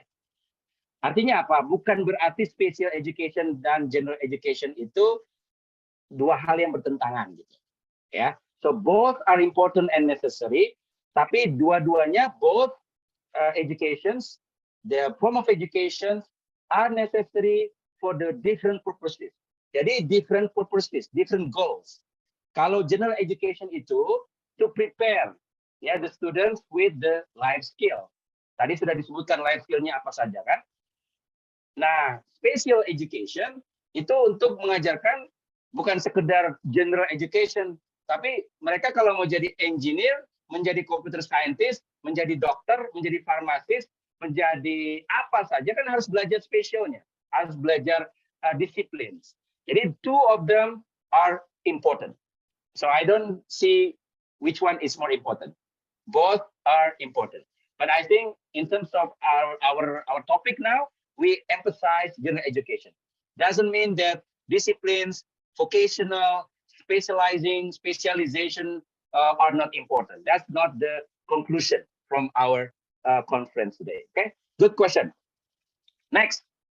Okay, thank you for the second answering, Professor Muhammad Ali. And then we move to third question from Ibu Mila Irmawati, Professor. Okay, Ibu Mila Irmawati have a question, and I will read her question. Thank you, Professor Muhammad Ali, for inspired presentation. I do have a question. Are there any tips and strategies to introduce, develop, and implement the critical thinking methods to our university students here in Indonesia? Do we need an inspirational figure to give an example to our young generation? Thank you. Wow. Very good question. Thank you. Yeah, okay. Thank you, Ibu Mila. Yeah, thank you, Ibu Mila, for the questions. There are some strategies that you can use, we can use. First, we incorporate critical thinking in our own subjects that we teach. Yeah, if we teach any subject, include critical thinking. Critical thinking is very easy thing. It is about to think critically.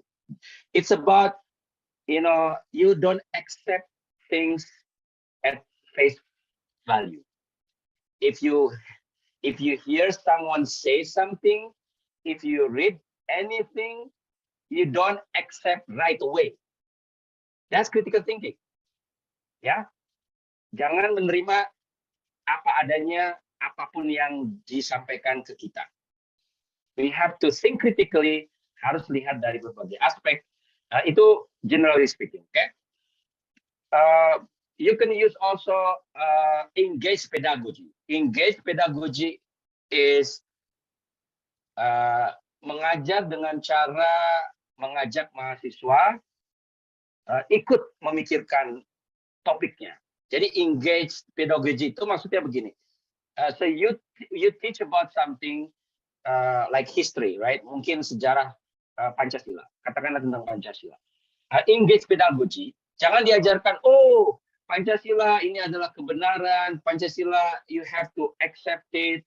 This is the state philosophy in Indonesia. If you don't accept it, go to other countries, right? That's not how you teach a Pancasila. Okay, you have to teach about the history of Pancasila, how it was formed, by whom, and then ask your students about, what kind of questions you might have, what is bothering you, in your real life. Jadi engage pedagogy itu mengikut sertakan partisipasi students so that they can think together. So we think together. So in other words, our position as a professor is not to give them information as if like they are empty bottle. Yeah, they already have their own knowledge, their own assumption, their own experiences. Our students have to also engage or engage. That's another one. Cara lain ada conversation, dengan cara ngobrol, ngajar dengan cara ngobrol, conversation. Ini strategi-strategi belajar critical thinking ya. Jadi ngobrol, kayak Anda ngobrol di warung kopi, kayak Anda di kafe, kayak Anda di mall. Ya, jadi sifatnya lebih equal. Kalau bisa jangan pegang HP. Kalau dua-dua ketemu dosennya pegang HP, mahasiswanya pegang HP, itu bukan communication, bukan apa namanya conversation. Conversation itu face to face. Yang lainnya, strategi lainnya adalah telling the story. Ya, dengan telling the story, cerita, dengan cerita. Tadi saya disebutkan misalnya figur, silakan aja figurnya macam-macam. Figur dari world history, dari world figures, dari religious figures, dari scientists, dari philosophers, dari political leaders, dari policy makers. Tapi bukan hanya itu. Figur bisa juga orang tua kita, ibu kita, ayah kita, teman kita, teman saja, orang mungkin Gokar atau Gojek, telling the story.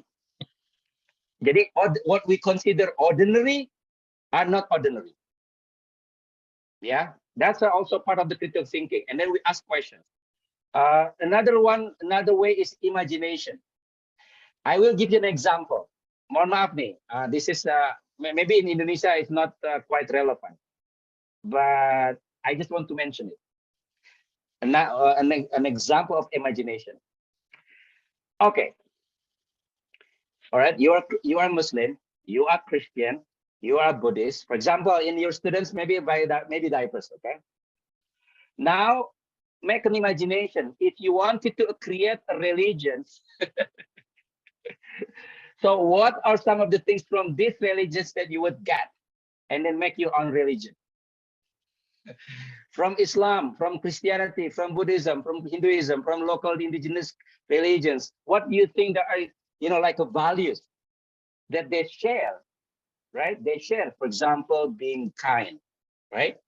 Being kind to parents, being kind to neighbors and so on. Or maybe helping others, maybe justice, fairness, right? So all these things, imagination, that's my out of the box, just an example. Or you can also use humor, if you like humor.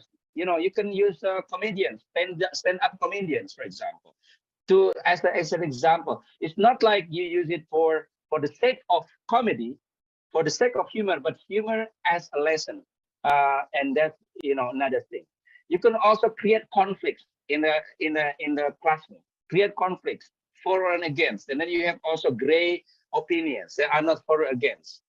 So you can ask like a group of people to debate. Yeah. There's so many things.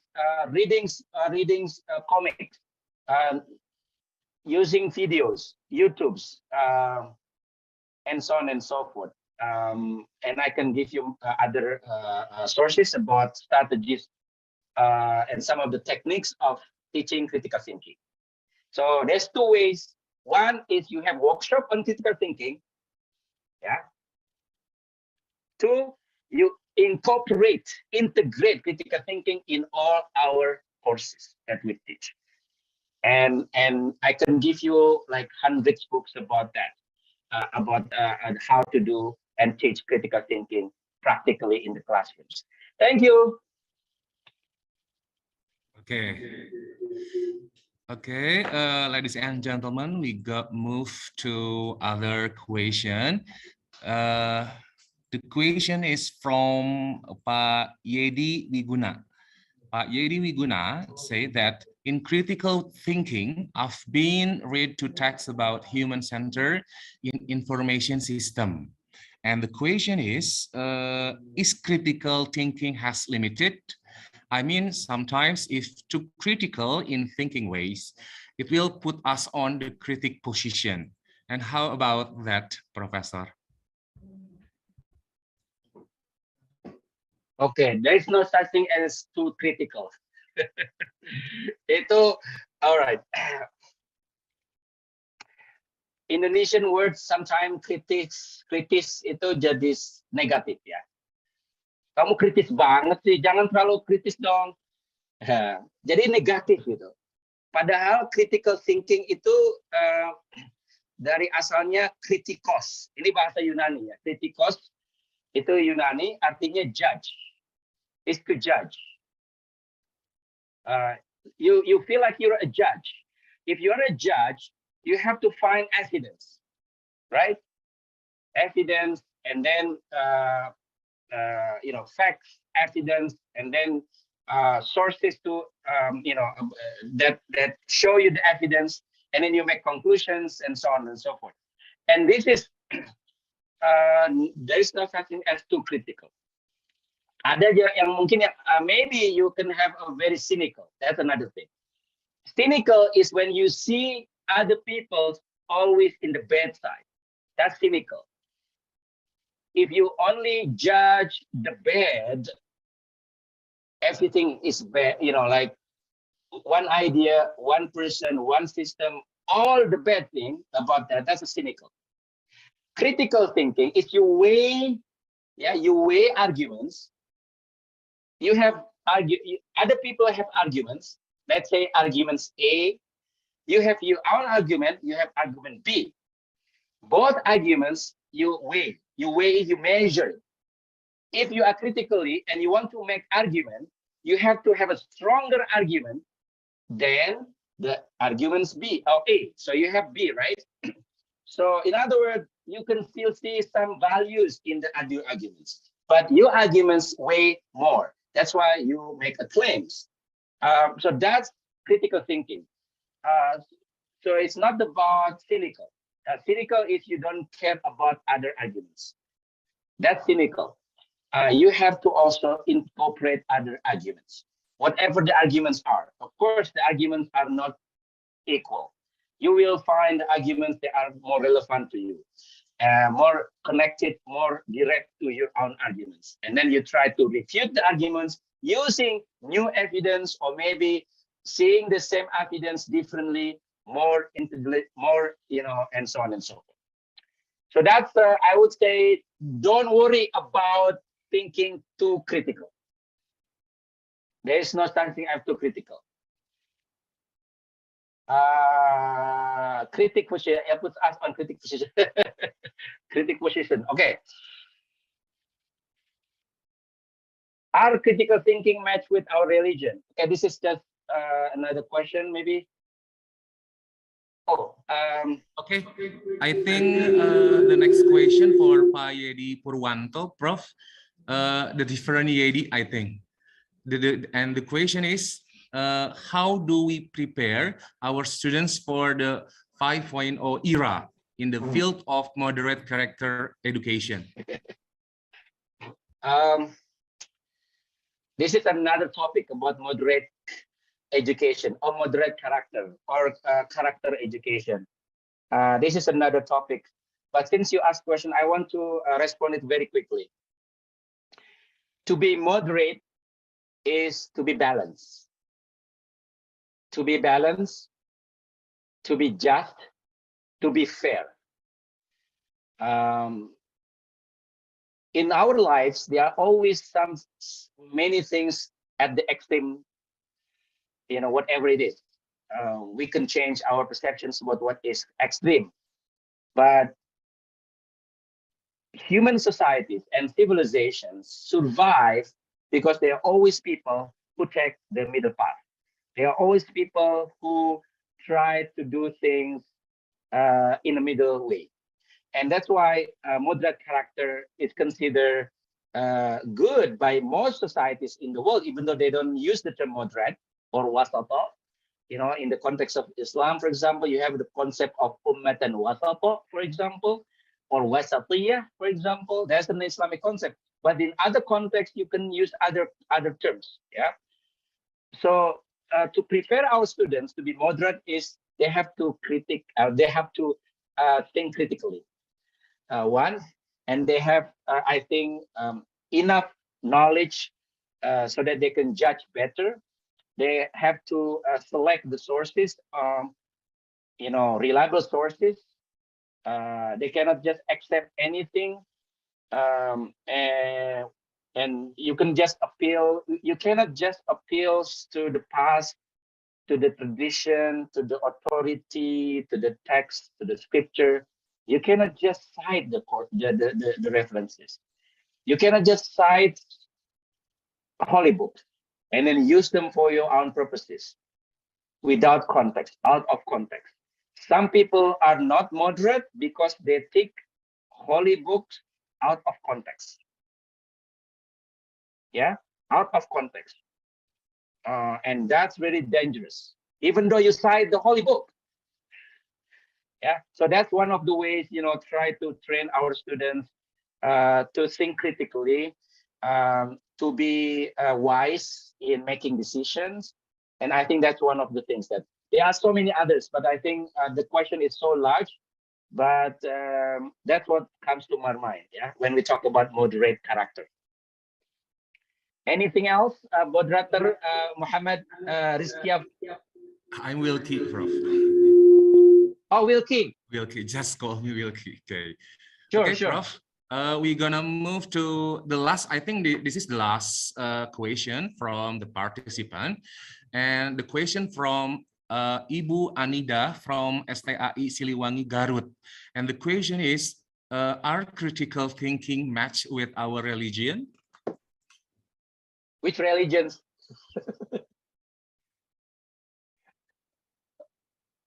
Yeah. Let me see. Are critical thinking match with our religion? Yes. That's the short answer. Yes. The longest,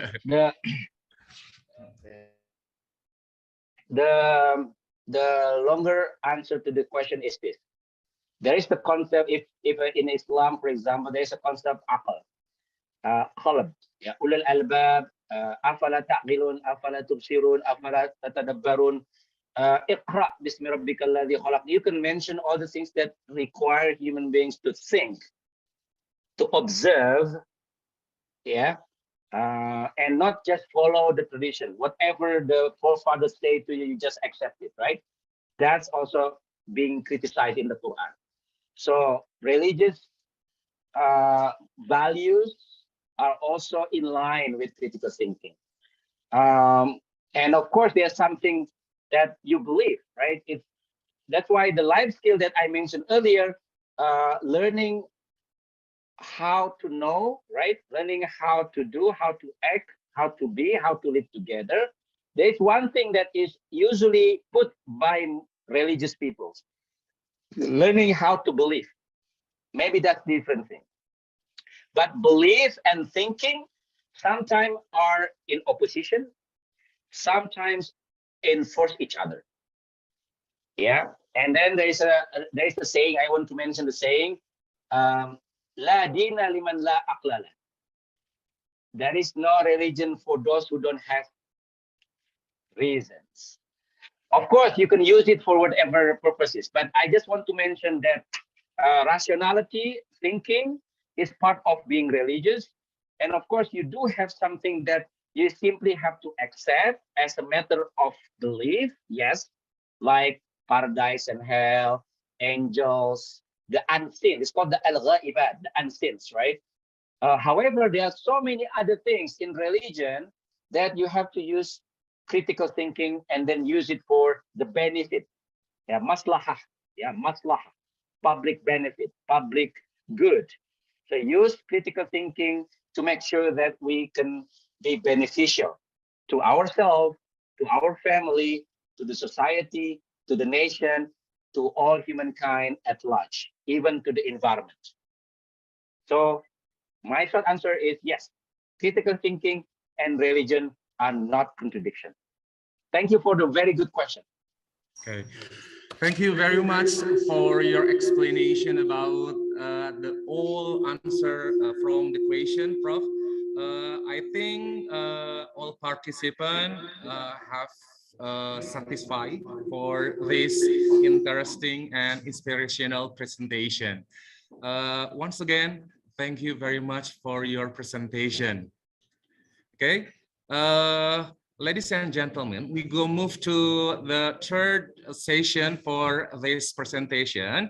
Then the speaker who will deliver his presentation is Professor Dr. Muhammad Imam Daud from Suez Canal University, Egypt. Before he deliver his presentation, I will send my job as moderator to other moderator because he will deliver his presentation with Arabic. Before that, I will send my job as moderator to Master of Ceremony. Ibu Vini Agustiani, time is yours. Thank you very much, Dr. Wilkie, for the guiding the first plenary session very well. And we say many thanks to Professor Bunyamin Maftu and Professor Muhammad Ali for the amazing presentation. Thank you very much, Prof. May you always be healthy. And ladies and gentlemen, give applause for the speakers. Thank you so much. Thank you. Thank you. Ladies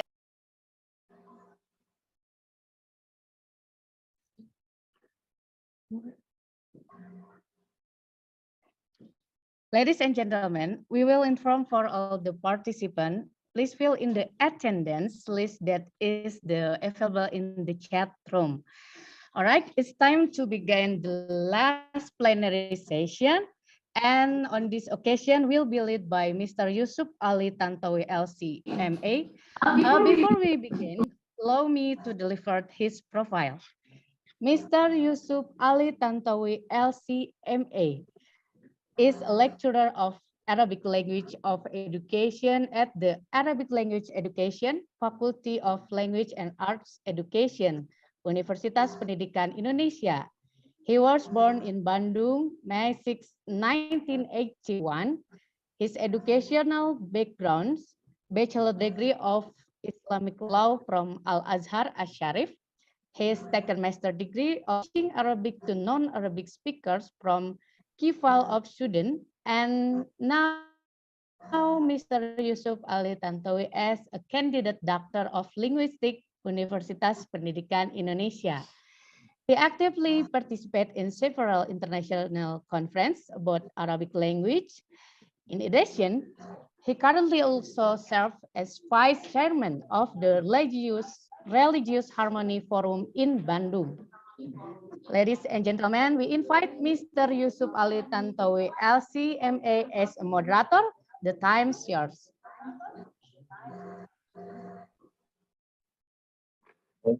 Thank you very much. شكرا للأستاذ وفيه الآن ننتقل إلى الأدوار العامة. سمعنا الإنجليزية نناقش السلام عليكم ورحمة الله وبركاته. السلام ورحمة الله وبركاته. الحمد لله والصلاة والسلام على رسول الله وبعد. الأستاذ محمد إمام داود معهد معلم القرآن الجمهورية العربية جمهورية مصر العربية ومحاضر بجامعة قناة سويس مصر العربية والأستاذ والأساتذة والسيدات الموجود في هذه المنصة. أهلا ومرحبا بكم في ندوة علمية عالمية. السلام عليكم ورحمة الله وبركاته. وعليكم السلام ورحمة الله. نحن برعاية قسم تعليم العامة التربوية بجامعة إندونيسيا التربوية. والآن إن شاء الله سنسمع ونشارك المحاضرة من فضيلته. والبرنامج تنقسم على قسمين مولانا. أولا إلقاء المحاضرة، وثانيا يعني التساؤلات أو التجوبات. ولكن قبل ذلك أيها المستمعون الكرام، اسمحوا لي أن أقرأ سيرة ذاتية للمحاضر أمامنا.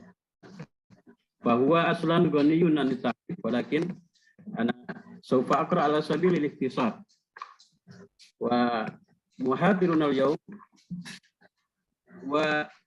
والأستاذ محمد إمام داود وولد بجيزة جمهورية مصر العربية يوم 1 سنة 6 يوم 1 يونيو سنة 1956 والمؤهل العلمي الدكتوراه بمرتبة الشرف الأولى كلية دار العلوم جامعة القاهرة سنة 97 ومن شاري صاغر أبو عطية تبع الزمر عمرانية شرقية جيزة ورقم التليفون كما هو موجود في الشاشة أمامكم جميعا 011 832 8888 والبريد الإلكتروني كما هو المكتوب الدكتور نقطة محمد داود @yahoo.com والموقع الإلكتروني www.muhammaddaud.com ونشاط الأكاديمي وهو الأستاذ علم اللغة في كلية الأدب وكلية التربية جامعة قناة السويس وفاز بجائزة مجمع اللغة العربية القاهرة في تحقيق التراث عام 2004 ورئيس تحرير مؤسسة بيان الإسلام الرد على الابتراءات والشبهات والمشرف العام على موقع بيان الإسلام الرد على الابتراءات والشبهات والمشرف العام على المركز الإسلامي بالعمرانية يعني هي جمعية المعرفة مدارس الحسينية مكتب العلماء للباحثين والدعاة معهد معلم القرآن الكريم وما زال طويل. أنا قرأت على سبيل الاختصار والآن ننتقل إلى أنشطة في تنمية المجتمع وهو عنده أنشطة كثيرة جدا ومن المختصر هو يعني من نشاطه يعني خصوص معهد معلم القرآن الكريم ويشرف عليه مؤسس مكتب العلماء لطلبة الدراسات العليا والجامعة خدمة مجانية يعني ويشرف عليها وأنا كنت فيها مع الأستاذ دكتور داود وحصل على وسام من وزير التربية والتعليم بصفته أحد رجال التعليم البارزين في مصر وفي دورات تدريبية للدعاة والأئمة الأوقاف البرنامج اللغوي سنة 2007 وأنشأ جمعية المعرفة بالمركز الإسلامي بالعمرانية ويشرف عليها الشاهرة برقم 2126 لسنة 2004 للأنشطة الثقافية والتبادل الثقافي مع المراكز العالمية وعنده مؤلفات كثيرة جدا وربما نجدها عبر الإنترنت وهنا أقرأ على سبيل الاختصار مؤلفات في مجال الدراسات اللغوية أولا يعني القرآن الكريم وتفاعل المعاني جزءان يعني نشر داري وثانيا معجم الفروق الدلالية بين كلمات القرآن نشر دار غريب وثالثا كمال اللغة القرآنية بين حقائق الإيجاز وأوهام الخصوم نشر دار المنار ورابعا كلمة القرآن عبر الزمان لماذا كتبها القلوب نشر دار وكثير من المؤلفات لفضيلة الشيخ هذا هو من سيرة ذاتية له فيمكننا أن نرى ونقرأ سيرة ذاتية له يعني عبر ويكيبيديا موجود والآن أيها السيد والسادات هيا بنا نسمع من محاضرة الشيخ وهو الحمد لله موجود أمامنا كيف حالكم؟ الحمد لله السلام عليكم ورحمة الله والآن كم هناك يا مولانا؟ أظن هناك في وقت الصبح. نعم، نحن الآن صلينا الفجر ثم يعني جئت إلى المحاضرة بالمكتبة. وبارك الله فيك. هل الصوت واضح عندك؟ طيب الصوت واضح جدا مولانا. الحمد لله. ما مدة المحاضرة؟ نعم الوقت للمحاضرة إن شاء الله الوقت للمحاضرة 40 دقيقة مولانا، ثم بعد هذا 30 دقيقة للتساؤلات إن شاء الله. طيب تفضل مولانا، تفضل مولانا على وقته. شكرا. السلام عليكم ورحمة الله وبركاته. بسم الله الرحمن الرحيم. والحمد لله رب العالمين، ونشهد أن لا إله إلا الله وحده لا شريك له، ونشهد أن سيدنا ونبينا محمدًا عبد الله ورسوله، صلى الله وسلم وبارك عليه وعلى آله وصحبه وعلى كل منسوب إلى هذا الجناب الشريف، وبعد. أيها الباحثون الكرام، أيها الأساتذة الأجلاء، أيها العلماء الأفاضل، السلام عليكم ورحمة الله وبركاته. الموضوع عن هوية الأمة وكيف نحافظ عليها في مجالات التعليم المختلفة. أولاً ينبغي أن نحدد ما المقصود بالهوية. الهوية بضم الهاء إنما هي نسبة إلى ضمير الغائب هو مع إضافة ياء النسبة. الهوية هو هوية، ويقصد بها وحدد معناها بأنها تعني الخصائص المميزة التي تميز شخصاً أو مجتمعاً أو دولة أو أمة عن غيره من الأشخاص والمجتمعات والدول والأمم.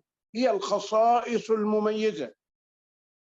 نعم، وحديث الهوية وسؤال الهوية نشأ وقفز على سطح الفكر البشري على الكوكب الأرضي كله لما جاءت العلمانية، وأصبحت القوى الكبيرة تجتاح وتبتلع القوى الصغيرة، تبتلعها اقتصادياً، تبتلعها ثقافياً، تبتلعها بأي وجه ما.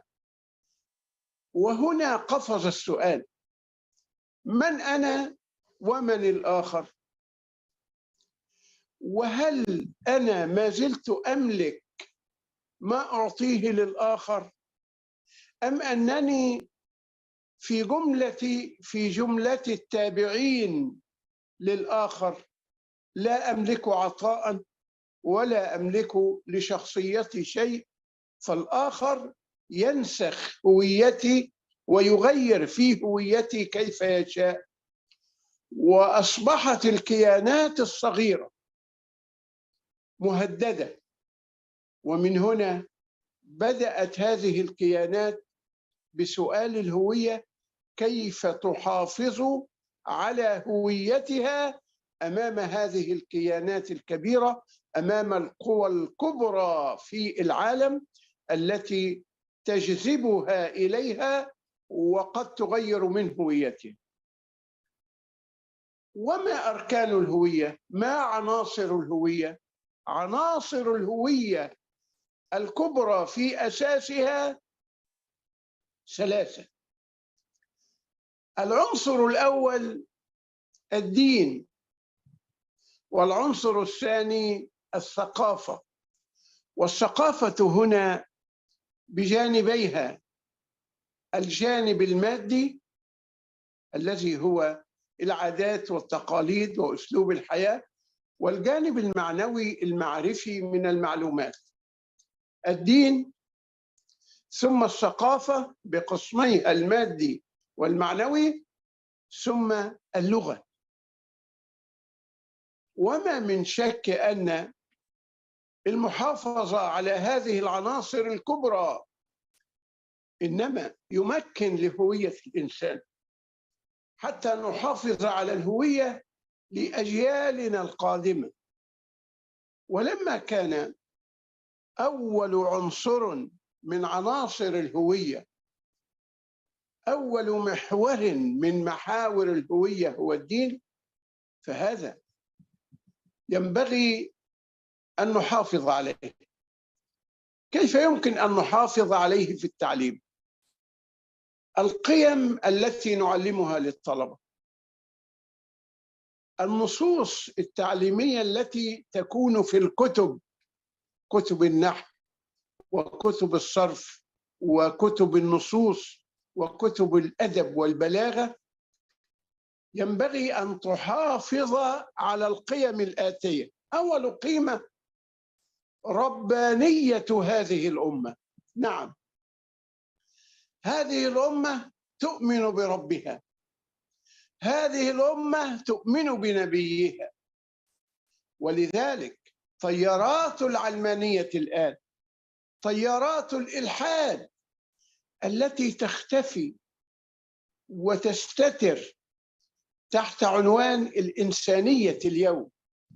نحن نؤمن بالإنسانية السمحة بمعنى التعاطف والتراحم والتعاون بين البشر جميعا، بمعنى المشترك الإنساني الذي أحياه القرآن، فيقوم على العدالة والإحسان والبر مع الآخر. نعم، هذه الإنسانية التي نعرفها. أما الإنسانية التي جاءت لتمسخ الدين وتغيره وتقضي عليه وتحت عنوان الدين الإبراهيمي الجديد أو الإنسانية الملحدة الجديدة، فهذه لا نعرفها. وينبغي أن نحافظ على ربانية هذه الأمة أمام هذه الأمور. كذلك موجة التشكيك في هذه الأمة ينبغي أن نحذر منها، لأنهم يحاولون أن يدسوا ذلك عبر وسائل التواصل الاجتماعي وعبر الإنترنت وعبر الكتب التعليمية وعبر الأفلام مدفوعة الأجر وعبر الأقلام التي تكتب وهي مدفوعة الأجر. ومن هنا موجة من التشكيك البغيض في القرآن، في السنة، في النبي صلى الله عليه وسلم، في تاريخ هذه الأمة، في الصحابة، في التابعين، في رموز هذه الأمة. نعم، وما من شك أن الأمة الآن تقع تحت تأثير حرب فكرية، حرب على العقل، كذلك تقع تحت تأثير حرب على القلب بنشر المغريات على من وسائل التواصل الاجتماعي من النساء العاريات التي تفتن الشباب. أيضا هذه الأمة لأنها ربانية هي أمة الأخلاق، ولذلك يحاولون إفساد الشباب الآن بموجة من المخدرات. ونذكر هنا الحرب التي أقامتها في الثمانينيات من القرن الماضي 1980 التي كانت بين إنجلترا، الولايات المتحدة والصين. كانت تأتي بسفن المخدرات وتفرغها بدون مقابل، فيأخذها تجار المخدرات وينشروها بسعر زهيد رخيص جدا، حتى أن هذا القرن يعني يصنف في التاريخ الصيني بأنه قرن الإذلال الصيني. لماذا؟ لأنه تحول عدد المدمنين للمخدرات من 2000 إلى 200,000، من 2000 إلى 200,000. وفي هذا قضاء على القوة الإنتاجية للأمة، قضاء على شباب الأمة، قضاء على مستقبل الأمة. كل هذه الموجات، الحرب الفكرية وحرب المخدرات وحرب التشكيك، إنما مقصودة ينفق عليها المليارات، وهناك من بين المسلمين أقلام مأجورة دفع لها الثمن تتكلم عن هذا. وينبغي على أهل العلم وينبغي على العلماء والباحثين أن يحافظوا على القيم الإيمانية التي تحفظ ربانية هذه الأمة. هذه مسألة من أهم المهم. كذلك ينبغي أن نراعي في قيم التعليم والثقافة والنصوص التي في التعليم وسطية هذه الأمة. قال الله تعالى: وكذلك جعلناكم أمة وسطا. ما من شك أن حرب الإرهاب التي تصنع ضد المسلمين ثم يتهم الإسلام بالإرهاب، يعني الإرهاب الذي صنعه الغرب وجاء بجنود مرتزقة مأجورين ليسوا مسلمين، ثم استقطبوا وأغروا بعض الشباب بالفكر المنحرف ليشترك معهم بالإغراء المادي والمال الوفير. ماذا كانت النتيجة؟ أنهم يشوهون الإسلام بهذه المسألة. ينبغي أن نحافظ على وسطية هذه الأمة وأن ندفع فكرة الإرهاب عن مناهج التعليم، وأن ندفع فكرة الإرهاب عن نصوص التعليم وعن القيم التي تعلم في كل المواد التعليمية وفي البحوث وفي الجامعة وفي كل شيء. نحفظ ربانية هذه الأمة ووسطية هذه الأمة لتواجه الأمة الإرهاب. أيضا التيسير من سمات هذه الأمة، التيسير من سمات هذه الأمة.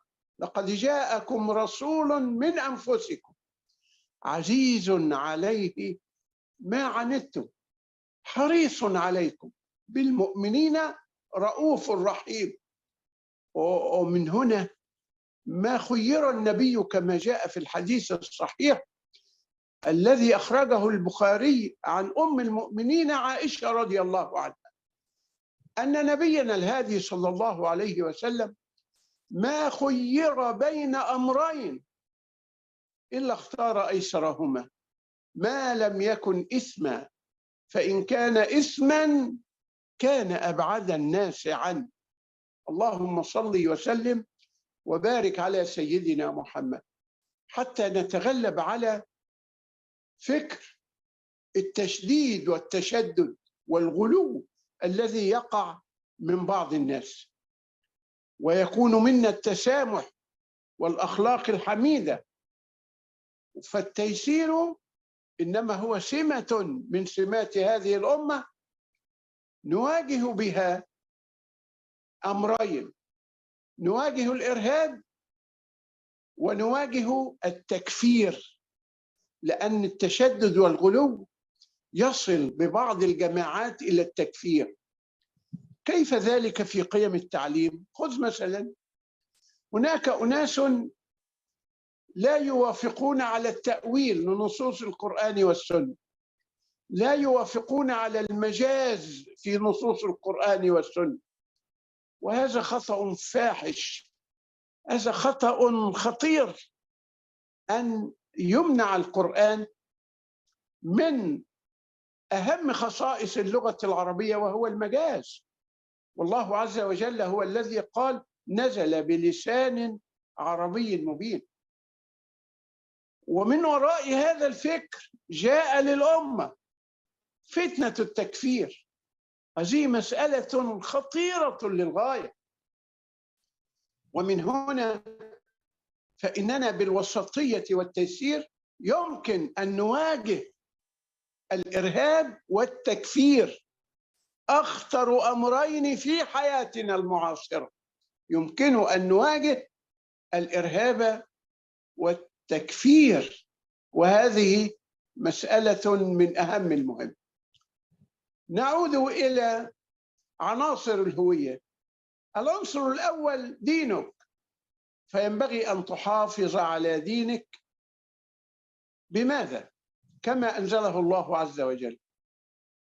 الناس الآن يقيمون فتنة بين الأشاعرة وغير الأشاعرة وبين كذا، والغرب يحدث هذه الاختلافات ويشعل النار فيها حتى يهدم المسلمون بعضهم بعضا بما وقع بينهم من خلاف وفتنة التكفير وفتنة التخطئة.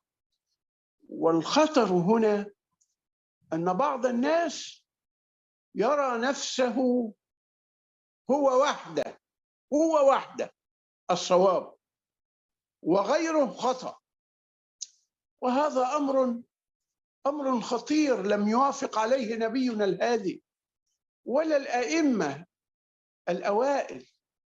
كانوا يقولون رأيي صواب يحتمل الخطأ، ورأي غيري خطأ يحتمل الصواب. إذن لا يزكون أنفسهم، وكان الاختلاف في الآراء بينهم للوصول إلى الأفضل، وليس للعداء وليس للتكفير وليس لأمر من هذه الأمور. وعندنا من الآثار في ذلك كثيرا، منه الحديث المشهور الخاص بصلاة العصر عند بني قريظة، حين أمر نبينا الهادي صلى الله عليه وسلم الصحابة قائلا الذين معه: من كان يؤمن بالله واليوم الآخر لا ليصلين العصر عند بني قريظة. فصاروا في الطريق فأذن عليهم العصر وهم في الطريق، أذن عليهم العصر وهم في الطريق، هنا في الطريق. فالصحابة بعضهم قال: أذن العصر إذن ينبغي أن نصلي، لقول النبي صلى الله عليه وسلم: أينما أدركتك الصلاة فصل. والقسم الآخر من الصحابة قالوا: النبي أمرنا أن نصلي العصر هناك عند بني قريظة، فلن نصلي إلا إذا وصلنا هناك. القسم الثاني قال لهم: هو كان صلى الله عليه وسلم يريد منا أن نتعجل السير حتى ندرك العصر هنا، ألا وأن العصر قد أذن هنا فنصلي. قالوا: لا، كما قال النبي نفعل. إذن فريق لجأ إلى التأويل، وفريق لجأ إلى ظاهر النص. ولما وصلوا إلى رسول الله صلى الله عليه وسلم وأخبروه، ماذا قال صلى الله عليه وسلم؟ قبل الجميع ولم يعنف، قبل أن نفهم أكثر من فهم طالما يتصل باللغة الصحيحة، كلما يتصل بالوجه الصحيح لفهم القرآن وفهم السنة، ولم يعنف أحدا. ومن هنا ينبغي أن ننظر إلى هذه السوءات في مجتمعنا، إلى هذه العلل في المجتمع الإسلامي التي هي خطيرة، تقضي على خصائص هذه الأمة، على ربانية هذه الأمة، على وسطية هذه الأمة، على التيسير الذي هو سمة من سمات هذه الأمة. يقضي على ماذا أيضا؟ يقضي على شيء خطير آخر، وهو سعة الأفق وقبول التعددية الفكرية عند هذه الأمة، قبول التأويل لنصوص القرآن والسنة ونحو ذلك. كل هذه الأمور إنما هي مهمة للمحافظة على ربانية هذه الأمة. نعم. نأتي إلى العنصر الثاني في الهوية، وهو عنصر الثقافة، وهو مسألة في غاية الأهمية. لماذا؟ الثقافة جزء منها إنما خاص بأسلوب الحياة، نمط الحياة، كيف تأكل وكيف تشرب وكيف تنام وكيف تتزوج وكيف يكون العزاء، إلى نمط الحياة، سلوك الحياة. والجزء الثاني المعارف. الجزء الذي هو نمط الحياة أصلها إلى الدين، وهذه مسألة خطيرة، ويحاولك أن تعيش على ثقافته. والقرآن حذر من هذا حين قال الله تعالى في محكم الآيات والتنزيل: ولن ترضى عنك اليهود ولا النصارى حتى تتبع ملتهم. يقول المفسرون هنا الملة ليست بمعنى الدين فقط، ولكن يلحق بها أن تكون الملة بمعنى أسلوب الحياة، بمعنى نمط الحياة الذي تعيشه، أن تكون على طريقته التي يعيشها، طريقة تفكيره وطريقة ثقافته ونحو هذا. ما من شك أن هذه المسائل مسائل مهمة في الثقافة، وينبغي لكل أمة أن تحترم ثقافة الآخر. نحن نحترم ثقافته، نحن نحترم ثقافتهم، فينبغي أن نحافظ على ثقافتنا في نصوص التعليم وعند الباحثين وفي الجامعات والرسائل العلمية والقيم التي تدعو إلى هذا. يتصل بالثقافة أيضا هنا أن نجعل الثقافة مرتبطة بالقيم الدينية الأصيلة، بقيم الأخلاق، قيم الأخلاق الكبرى التي هي الرحمة، الصدق وعدم الكذب، الأمانة وعدم الخيانة إلى آخره. لكن القرآن الكريم له هنا عظمة ما بعدها عظمة. كيف ذلك؟ القرآن الكريم حين يتكلم عن القيم يتكلم بصورة مطلقة لا تحدد الوسائل ولا الآليات. مثلا يتكلم عن الرحمة، يتكلم عن العدل، يتكلم عن الأمان بصورة مطلقة، لا يحدد الكيفية ولا الوسائل ولا الآليات. يعني كيف تحقق العدل أو الرحمة أو العدل؟ يعني تركب حصانا، تركب جملا، تركب طائرة، تركب مكوك فضاء، اركب ما شئت وعش زمنك والوسائل المتاحة في زمنك من وسائل التواصل الاجتماعي والتقنية العلمية والحضارة الحديثة. هذه الوسائل وسائل زمنية. القرآن يقول لك عش زمنك. القرآن لا يتدخل في الوسائل، ولكن حقق هذه القيم. عش زمنك لكن حقق العدل وحقق الصدق وحقق الأمانة. وهذا يجعل الثقافة التي عندنا ثقافة أصيلة لها قيم ومنفتحة على الوسائل والآليات، لكن المضمون نحافظ عليه، لأن المضمون إنما هو ينتمي إلى هدي الله وهدي سيدنا رسول الله صلى الله عليه وسلم، صلى الله عليه وسلم، صلى الله عليه وسلم. نأتي بذلك إلى اللغة.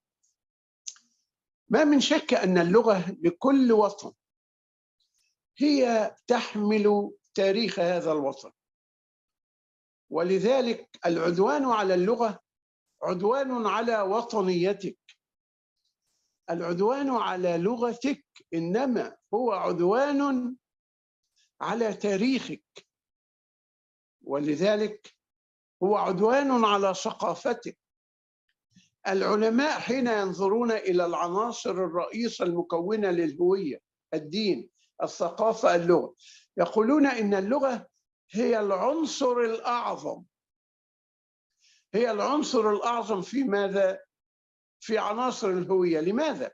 لأن اللغة تمثل ذاتها أولا، فهي عنصر من العناصر الثلاثة، ثم هي وعاء للدين والثقافة. ومن هنا اللغة فيها خطورة، وإقصاء اللغة الوطنية يعني شيء خطير. ينبغي تعلم 1000 لغة لكن حافظ على لغتك الوطنية. يعني يذكر مثلا المحتل دايما حين ينصرف ويذهب وتحصل أي دولة على الاستقلال يحاول أن يبقي المحتل على لغته أن تكون هي لغة التعليم ولغة الثقافة ولغة البحوث، اللغة الرسمية، لغة الحياة. لماذا؟ لأن اللغة إذا وجدت وجد هو، لأن اللغة اسمع لا تنفصل أبدا عن شحنتها الثقافية، عن قيمها الثقافية. فأنت حين تتكلم الإنجليزية فأنت تتكلم الإنجليزية وتكتسب قيم وأخلاق اللغة الإنجليزية. حين تتكلم الإندونيسية فأنت تتكلم الإندونيسية وتكتسب القيم الخاصة بأهل اللغة الإندونيسية. اللغة لا تنفصل عن قيمها أبدا، ولذلك ينبغي أن نكون حريصين في التعليم في المستوى الابتدائي كما يقول العلماء قاطبة على أن نعلم باللغة الوطنية حتى سن نهاية الابتدائي، سن العاشرة أو سن الثانية عشر، ثم يتعلم الطالب بعد ذلك 1000 لغة. أيضا الاقتراض من اللغات الأخرى إنما ينبغي أن يكون بضوابط. نعم ينبغي أن يكون بضوابط لنحافظ على اللغة الوطنية. هذه أمور إنما هي من أهم المهم في مسألة الهوية ومسألة التعليم ومسألة الثقافة في عالم متغير، في عالم شديد التغير. حين يتكلم عن الهوية اليوم يقول لك إن الدول في تاريخها تحدثت لغات كثيرة عبر الزمن، ولغات اندثرت ولغات جاءت. الهوية ليست شيئا خالدا، والهوية تتغير، فلماذا لا نتغير؟ ولماذا تريدني أن أغير هويتي إلى هويتك؟ لماذا لا تحترم هويتي كما أحترم هويتك؟ هناك يعني هجوم فكري، هناك حرب فكرية على القيم وعلى الأخلاق وعلى الدين وعلى الثقافة وعلى الهوية. وينبغي أن نعلم أن الهوية هي الذات، هي الأنا. نحافظ على الذات والأنا، على التاريخ، على تاريخ أوطاننا وأمتنا وديننا. إن فعلنا فقد أفلحنا. أكتفي بهذا القدر وبهذا الموجز، وقد أرسلت كتابا كنت ألفته وجملة من المقالات عن الهوية واللغة والثقافة والحضارة، وأرجو من الأستاذ المشرف أن ينشر هذه المقالات وذلك الكتاب على جميع الحاضرين. شكرا لكم وبارك الله فيكم، وأسأل الله عز وجل لكم ولكل علماء الأمة أن يرزقنا لسان حق وصدق وأن يجعلنا عزا لدينه وهديا هاديا لجميع البشرية السمحة. هذا وبالله التوفيق، وصل اللهم وسلم وبارك على سيدنا ومولانا محمد وعلى آله وصحبه وعلى كل منسوب إلى هذا الجناب الشريف. والسلام عليكم ورحمة الله. Waalaikumsalam warahmatullahi wabarakatuh. Syukran Maulana. Masya Allah, barakallahu fiik. Yani al-muhadharah qayyimah jiddan Maulana. قبل أن نبدأ أريد أن أترجم أولا. تفضل. على وجه الاختصار. Baik, sebelum kita masuk sesi tanya jawab, perkenankan saya untuk memberikan penjelasan singkat dari materi yang sudah disampaikan oleh Yang Mulia Prof. Dr. Muhammad Imam Daud. Beliau menyampaikan bahwa pertama dari judulnya dulu, judul yang beliau sampaikan adalah tentang umat sekarang dan identitas umat dan bagaimana kita menjaga identitas, begitu ya. Karena dalam ceramahnya beliau menyampaikan bahwa kita dihadapkan pada perang pemikiran, pada perang di mana yang kuat akan memakan yang lemah, begitu ya, dan yang lemah akan hilang, begitu. Sehingga dalam identitas juga beliau menyampaikan bahwa apabila kita memiliki identitas dan kemudian tidak dijaga dan lemah, tentunya akan hilang. Seperti budaya Timur akan hilang perlahan dengan budaya-budaya yang lain kalau tidak dipertahankan. Beliau menyampaikan bahwa unsur identitas itu ada 3, yaitu yang pertama adalah ad-din, agama. Jadi agama yang bisa menjaga identitas seseorang. Kemudian yang kedua adalah as-saqafah, ya, budaya. Yang ketiga adalah al-lughah atau bahasa. Jadi 3 hal ini merupakan unsur pokok yang menjadi identitas seseorang ataupun umat. Ketika 3 identitas ini hilang, maka hilanglah identitas umat tersebut, begitu. Dalam unsur pertama tentang identitas umat dalam beragama, begitu ya. Beliau menyampaikan nilai-nilai agama yang harus tetap terjaga adalah agama kita menyampaikan, agama Islam menyampaikan adalah tentang al-insaniyah as-samhah, tentang toleransi, begitu ya. Akhir-akhir ini muncul begitu sebuah gerakan yang luar biasa menghilangkan toleransi, sehingga gampang mengkafirkan orang, gampang menyalahkan orang, gampang menyesatkan orang.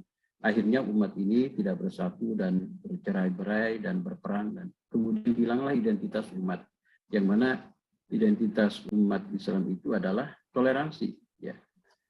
Kemudian muncul kembali permasalahan global, yaitu tuduhan pada Islam bahwa Islam itu dituduhkan teroris, begitu ya. Padahal Islam tidak demikian. Nilai-nilai dalam Islam adalah wasatiyatul Islam, moderasi beragama, sehingga kita bisa menerima yang lain dan juga bisa menerima perbedaan. Sehingga dalam pengajaran untuk untuk mempertahankan nilai agama, maka harus disampaikan kepada peserta didik adalah yang pertama adalah toleransi tadi. Bahwa perbedaan itu adalah sebuah hal yang wajar. Seperti hanya beliau tadi mencontohkan para sahabat ketika mendengar perintah Nabi SAW, Nabi menyampaikan, sholatlah kalian di Bani Quraidah, sholat asar di Bani Quraidah. Ketika di tengah perjalanan ada sebagian sahabat yang khawatir waktu asar, asar hilang karena waktu perjalanan masih jauh, sehingga kemudian mereka sholat di tengah-tengah perjalanan, tidak sampai di Bani Quraidah. Kemudian yang lainnya tetap ngotot dengan teks tadi yang disampaikan oleh Nabi, bahwa Nabi menyuruh untuk sholat di Bani Quraidah, sehingga mereka terus melanjutkan perjalanan dan sholat asar di Bani Quraidah sampai hampir-hampir waktu asar habis. Ketika permasalahan itu disampaikan ke Nabi, ternyata Nabi SAW membenarkan keduanya, baik yang memberikan apa namanya yang sholat di tengah perjalanan atau di bani koridor, dua-duanya benar. Artinya walaupun berbeda akan tetapi bisa saling menghargai. Seperti halnya ulama-ulama terdahulu menyampaikan bahwa pendapatku itu benar akan tetapi memiliki potensi salah. Sementara pendapat orang lain menurutku itu adalah salah akan tetapi memiliki potensi benar. Sehingga di sini umat diajarkan untuk bisa saling menerima perbedaan sekalipun itu berbeda. Nah, ini yang kemudian perang yang luar biasa dari pihak-pihak tertentu untuk menghilangkan identitas Muslim yang mana identitasnya adalah memiliki toleransi dan mampu menerima perbedaan. Berikutnya terkait dengan apa namanya unsur yang kedua adalah at-tsaqafah, budaya. Budaya ini terkait dengan perilaku umat manusia. Bagaimana menikah, bagaimana makan dan minum dan sebagainya, bagaimana berpakaian, bagaimana berinteraksi. Akhir-akhir ini kita digempur dengan berbagai macam apa namanya budaya dari orang-orang yang tidak menginginkan itu tetap ada, sehingga banyak perempuan-perempuan yang membuka auratnya, kemudian cara makannya tidak sesuai dengan kaidah. Nah, jika itu dibiarkan maka kita tidak memiliki tsaqafah, identitas, maka identitas kita hilang begitu. Jadi beliau tadi menyampaikan agar budaya yang kemudian dilandasi oleh agama itu tetap bertahan dan ada, akan tetapi juga kita bisa saling menghargai dengan penganut atau pelaku budaya yang lain sehingga tidak sampai hilang budayanya. Kemudian Allah Subhanahu wa Ta'ala menyampaikan dalam Al-Quran, dalam nilai-nilai budaya, yaitu kita harus ar-rahmah, as-sidqu, al-amanah, bahwa kita memiliki budaya yaitu memiliki apa namanya kasih sayang, kemudian jujur, dapat dipercaya, begitu ya. Budaya-budaya itu adalah merupakan nilai-nilai budaya yang disampaikan dalam Al-Quran, yang menjadi permasalahan banyak orang yang tekstualis, sehingga kemudian harus sama persis mirip seperti Nabi. Padahal dalam Al-Quran itu sifatnya global. Dan Allah memasrahkan kepada orang dan tempat di mana dia berada. Artinya rahmah, implementasinya ya disesuaikan dengan konteks budaya yang ada. Kemudian apa namanya kejujuran, ya sikap-sikap lain itu diserahkan dengan konteks budaya yang ada. Seperti berpakaian, maka tentunya tidak harus mirip dan sama antara orang Indonesia dengan orang Arab. Yang prinsipnya adalah menutup aurat, itu yang prinsipnya. Jadi dalam Al-Quran sifatnya global, implementasinya itu disesuaikan dengan budaya masing-masing yang ada di sebuah tempat dan orangnya tersebut. Berikutnya, beliau menyampaikan unsur yang ketiga yang pokok dalam identitas sebuah umat atau seseorang adalah al-lughah, bahasa. Artinya ketika bahasanya hilang, maka hilanglah identitas seseorang. Akhir-akhir ini kita sering bangga apabila bisa berucap menggunakan bahasa asing dan kadang kita lupa dengan bahasa sendiri. Padahal ketika kita melupakan bahasa sendiri sama dengan menghilangkan identitas kita. Sehingga beliau menyampaikan bahwa bahasa itu adalah unsur yang ketiga, akan tetapi ini merupakan hal yang prinsip. Kata beliau, al-lughah ya al-unsur al-a'zam minal huwiyah. Bahasa merupakan unsur yang sangat ya, dari unsur tersebut. Sehingga beliau menekankan bahwa mempertahankan bahasa nasional itu adalah sebuah hal yang mutlak, yang harus dilakukan untuk bisa menjaga sebuah identitas. Maka beliau menyampaikan mengajar bahasa nasional sejak dini kepada masyarakat itu adalah sebuah hal upaya yang strategis untuk bisa menjaga identitas sebuah komunitas. Bahkan bukan hanya sekedar mengajarkan bahasa, akan tetapi dengan kaidah-kaidah bahasa sehingga masyarakat bisa betul-betul paham dengan bahasanya, karena ketika kita menggunakan bahasa maka secara otomatis kita juga mengikuti budayanya. Contoh, beliau menyampaikan ketika bertutur, ketika kita berbahasa Inggris, maka sedikit tidaknya kita juga mengikuti budaya-budaya yang ada di bahasa tersebut. ketika kita berbahasa Arab, tak sedikit tidak kita juga mengadopsi budaya-budaya yang ada pada bahasa tersebut. Maka secara otomatis ketika menghilangkan bahasa nasional, maka secara otomatis kita menghilangkan nasionalisme ataupun identitas kita sebagai penduduk sebuah negara tersebut. Itu barangkali secara singkat apa yang disampaikan oleh Prof. Daud. Wal'an nahtu ila ba'uditani yakni al-istijwab wa tasaulat laisa ala abra mikrofon walakin ayuhal hudurul kiram at-tasaulat yakni ala abra dardasha liman yurid an yas'al tafaddal ayatnya uktub as-su'al abra dardasha atau di kolom chat. Summa ba'da hadza sa'aqra'u as-su'al wa sawfa yujib asy-syekh ala as-su'al. Baik Maulana hunaka as-su'al abro dardasha. Awalan min Sayyid Muhammad Iman Firmansyah min Ustaz Muhammad Iman Firmansyah bilugat Indonesia hunak dalam pandangan Muslim Al-Quran adalah sumber nilai. Maulana indal Muslim Al-Quran huwa rukun asasi li al-thaqafah. Fa kaifa nu'allim at-talib wa at-talibat likai nafham al-Quran wa din al-islami summa na'mal fi amaliyat al-yawmiyah. Hakadha soalul awal Maulana. نعم. بسم الله الرحمن الرحيم. هذا سؤال مهم ومحوري ومستحق. كي يكون موصولين بالقرآن لا يكفي أن نحفظ القرآن فقط، وإنما ينبغي أن نفهم آيات الذكر الحكيم. والنبي صلى الله عليه وسلم أرشدنا إلى ذلك فقال خيركم من تعلم ولم يقل حفظ، من تعلم القرآن وعلمه.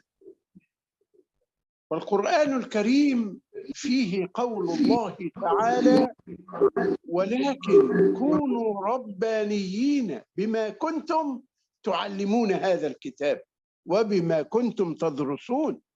ومن هنا فإن السلف الصالح من علماء الأمة قال جملة مهمة، وهي أن حفظ القرآن الكريم وحده، أن حفظ القرآن فقط لا يرفع جهلا. نعم، وإنما الذي يرفع الجهل هو التعلم والوعي بمعاني الآيات. لذلك في معاني الآيات وليكن نبدأ للأطفال والطلبة بمعاني القرآن للشيخ حسنين مخلوف، كان مفتي الديار المصرية بالأزهر الشريف، وكان رجلا صالحا، وهذه الكلمات كأنها من إملاء الملائكة مختصرة. ثم بعد ذلك علينا أن نتعلم القيم التي دعا إليها القرآن، فنتعلم القيم الحضارية في القرآن، السنن الإلهية في القرآن، السنن الإلهية التي تضبط حياتنا حتى نتخلص من العشوائية، كذلك السنن الكونية.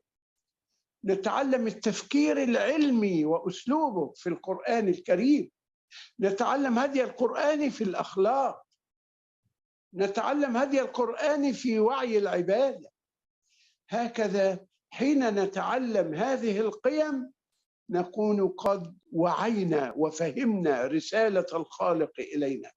هذا التواصل مع القرآن بالوعي وبالفهم وبهذه الأمور. ولو أن عندكم من يحفظ القرآن ويعلم القرآن، أنا عندي مشروع لذلك، ممكن أن أنا أرسله لكم وأنتم تفعلوه في التعليم الجزئي. بعض الناس يقوم ببعض الدروس لبعض الطلبة والصبية الصغار ونحو ذلك. عندي مشروع لذلك يمكن أن أرسله لكم وتفعلونه ونقيم حوله للمعلمين فيه محاضرة عبر الواتس الصغيرة أو عبر الزوم ليعلموا كيف يسيرون فيه.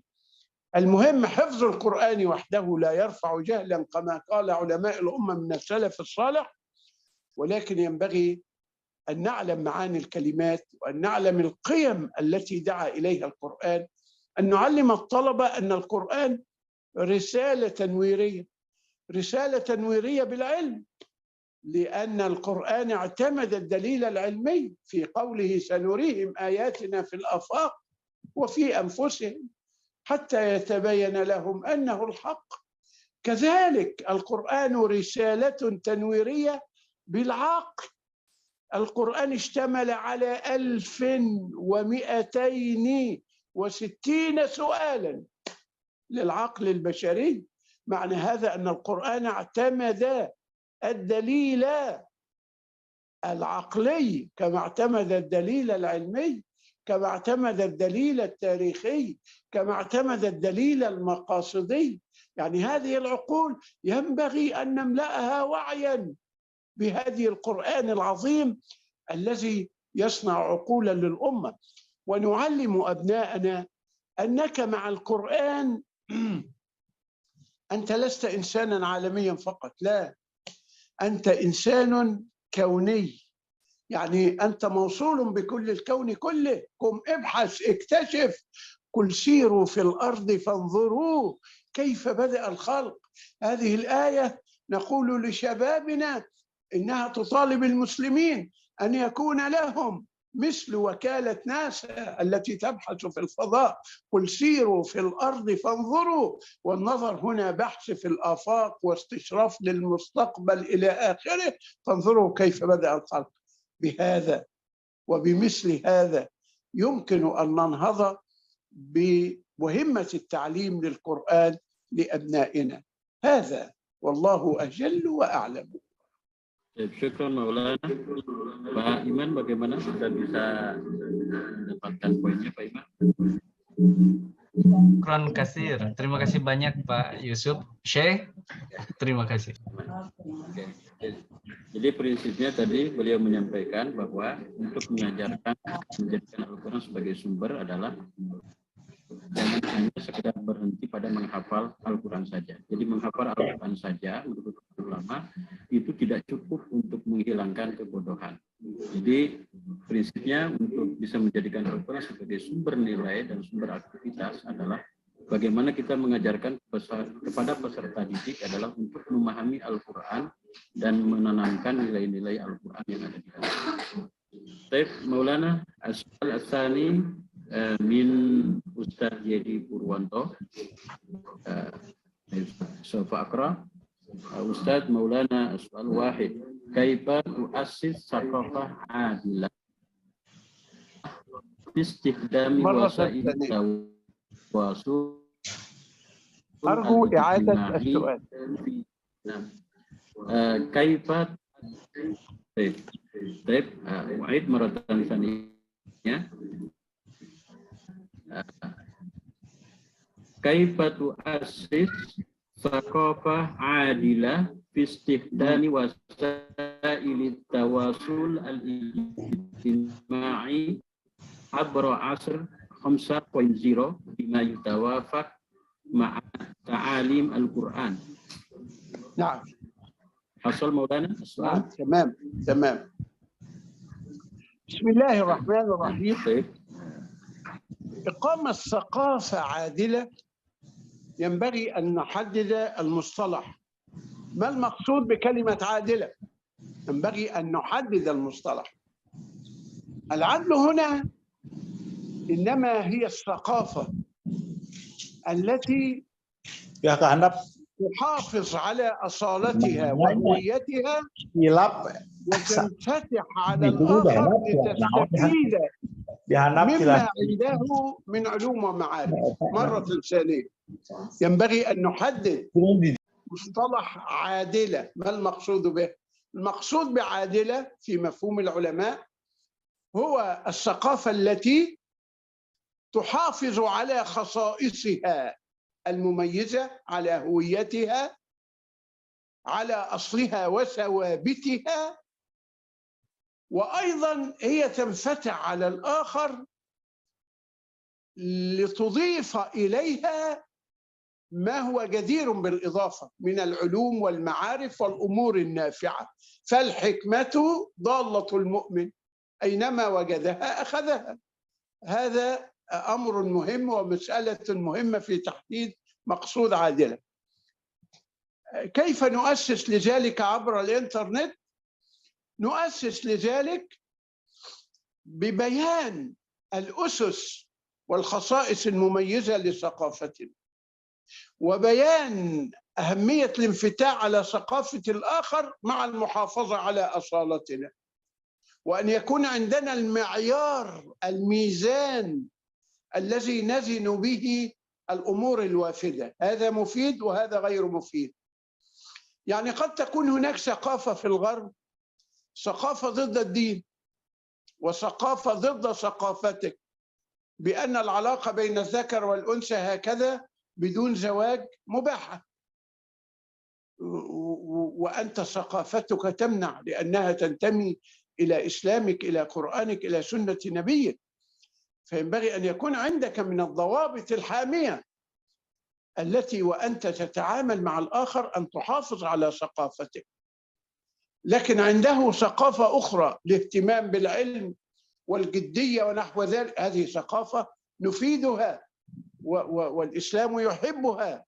فإذا الثقافة تتفاعل مع ما يفيد من خلال ضوابط شرعية، من خلال ضوابط عقلية، من خلال ضوابط من الفكر فكرية تحفظ لنا أصالتنا وتجعلنا ننفتح على الآخر حتى لا ننعزل، لأن العزلة موت ونريد أن نتقدم.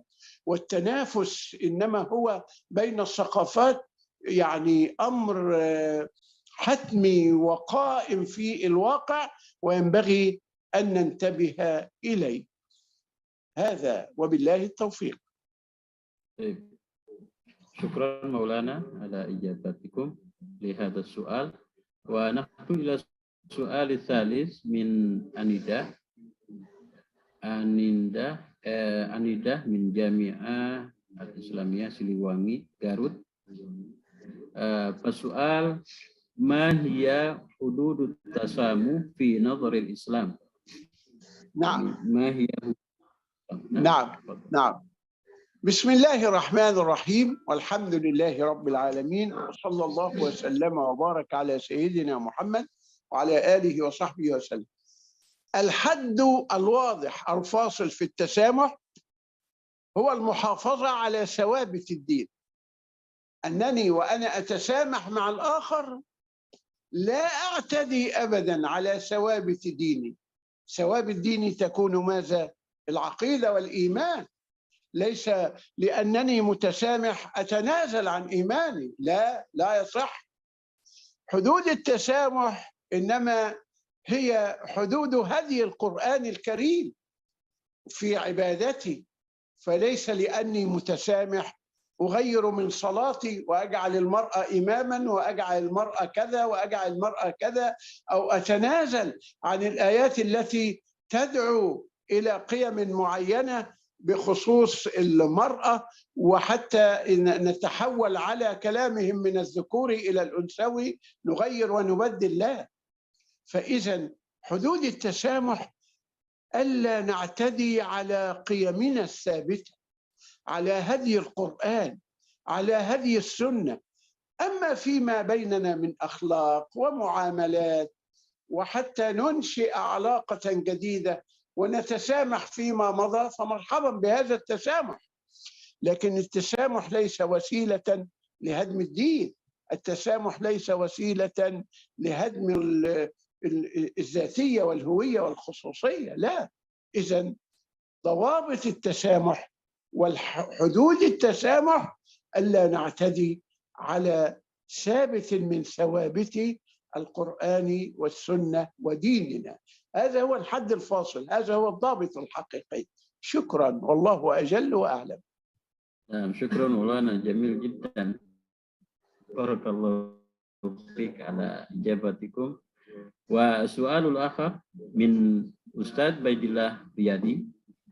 فالسؤال المقترح منه: لماذا تأخر المسلمون وتقدم غيرهم؟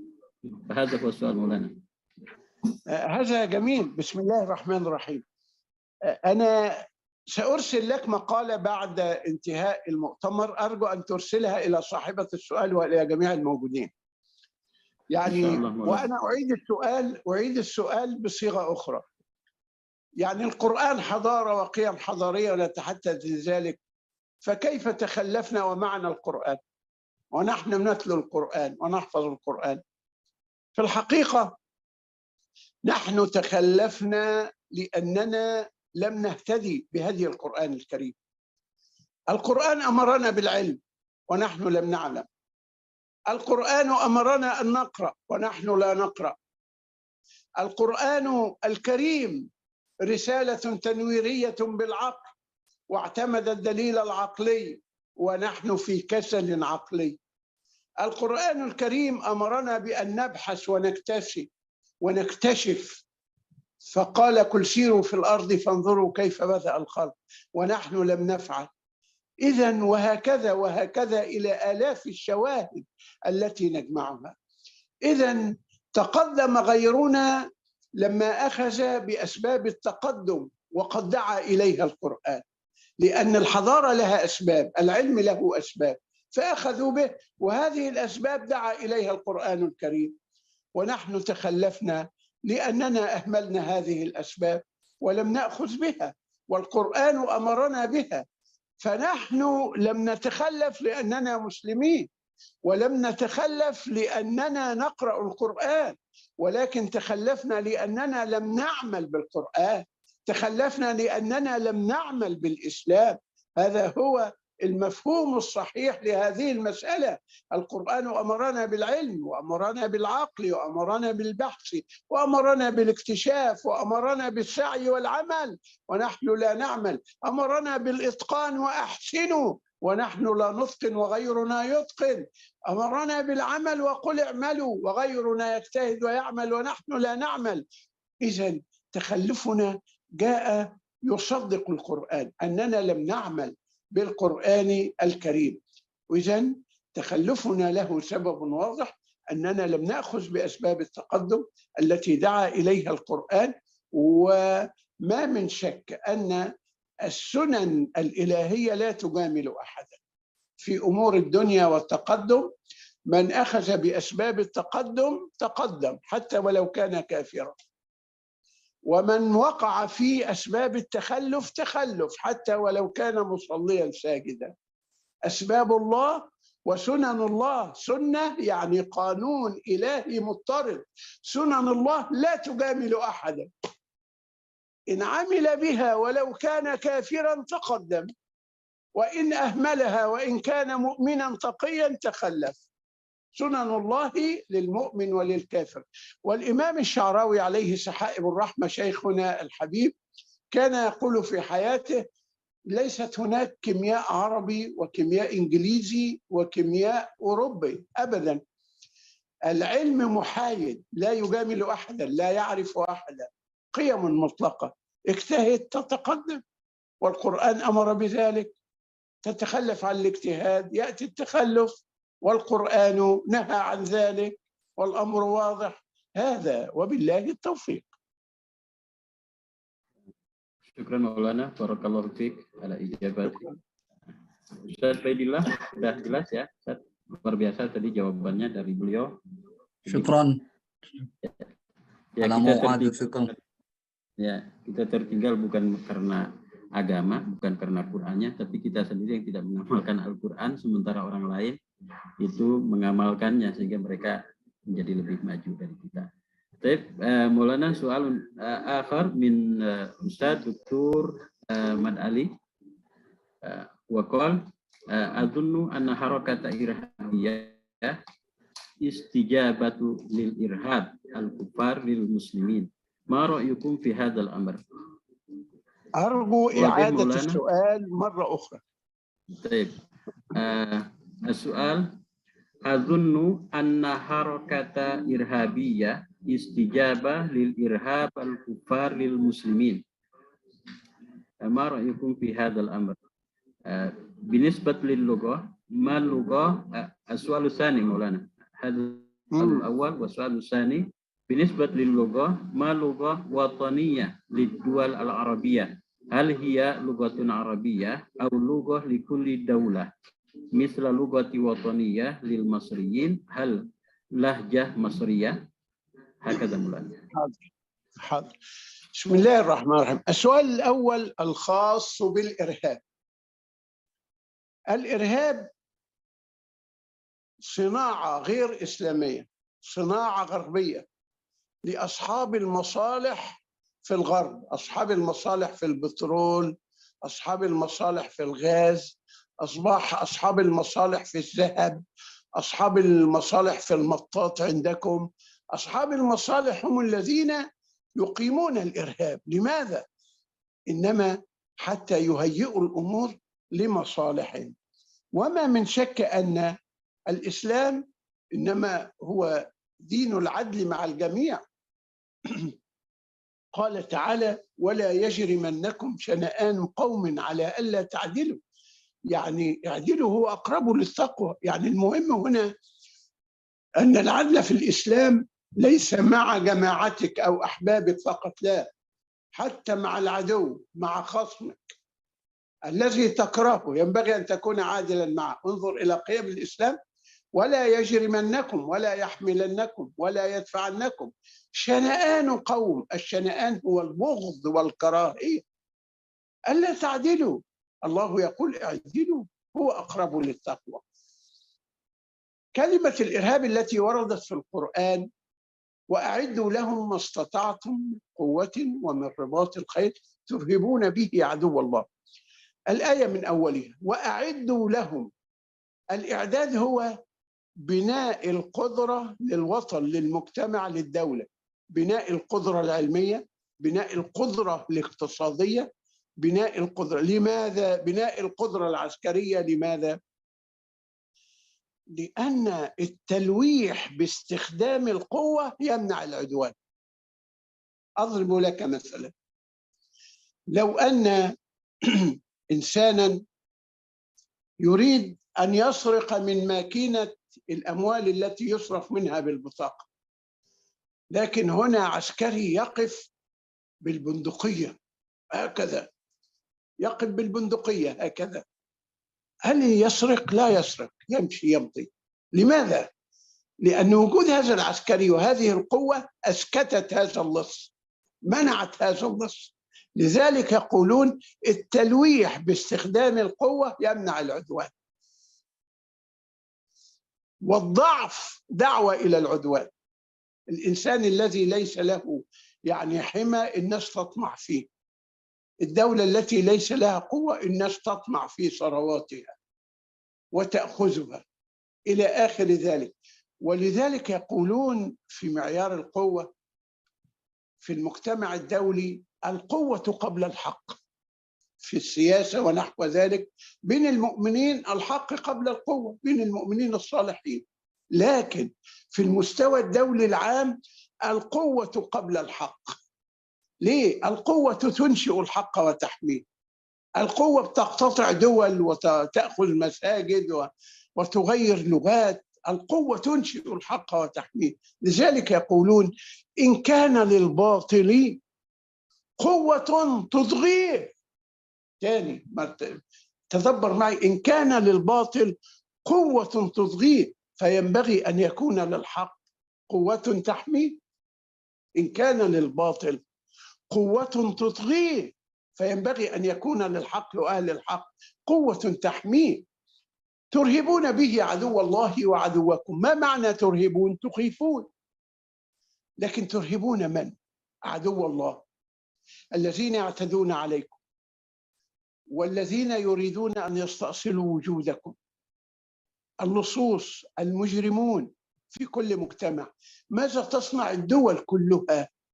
إنما إعداد سلطة من الشرطة والجيش لإرهاب الأعداء حتى نحفظ على الوطن. إذن الإرهاب في هذه الآية بمعنى قوة ردع، مرة ثانية قوة ردع وليس عدوان، إنما هو دفع العدوان، لمنع العدوان، بناء القدرة لمنع العدوان. إذن هو قوة ردع لمنع العدوان. وما عرف في تاريخ المسلمين لا في غزواتهم ولا في حروبهم أنهم نهبوا ثروة أو أنهم اعتدوا على صاحب حق، وإنما الذين يتمشدقون بهذه القيم هم الذين يفتخرون الآن بعدد القتلى الذين قتلوهم، وبعدد العبيد الذين أسروهم، وبالثروات التي نهبوها. يفتخرون بكل ذلك، يفتخرون بعدوانهم. هؤلاء ينبغي بعد ذلك، هم اعترفوا الجناه، اعترفوا في الأمم المتحدة بأن لهم في الغرب حتى يشوهوا الإسلام به. إذن الإسلام ودين القوة التي تمنع العدوان، نعم، وليس دين الإرهاب أبدا، إنما الإرهاب عندهم والإرهاب في كتبهم. يعني يقولون مثلا في بعض الحلقات التي يهاجمون فيها القرآن آية السيف. يا أخي، أنا أريدك أن تفتش في القرآن كلمة كلمة.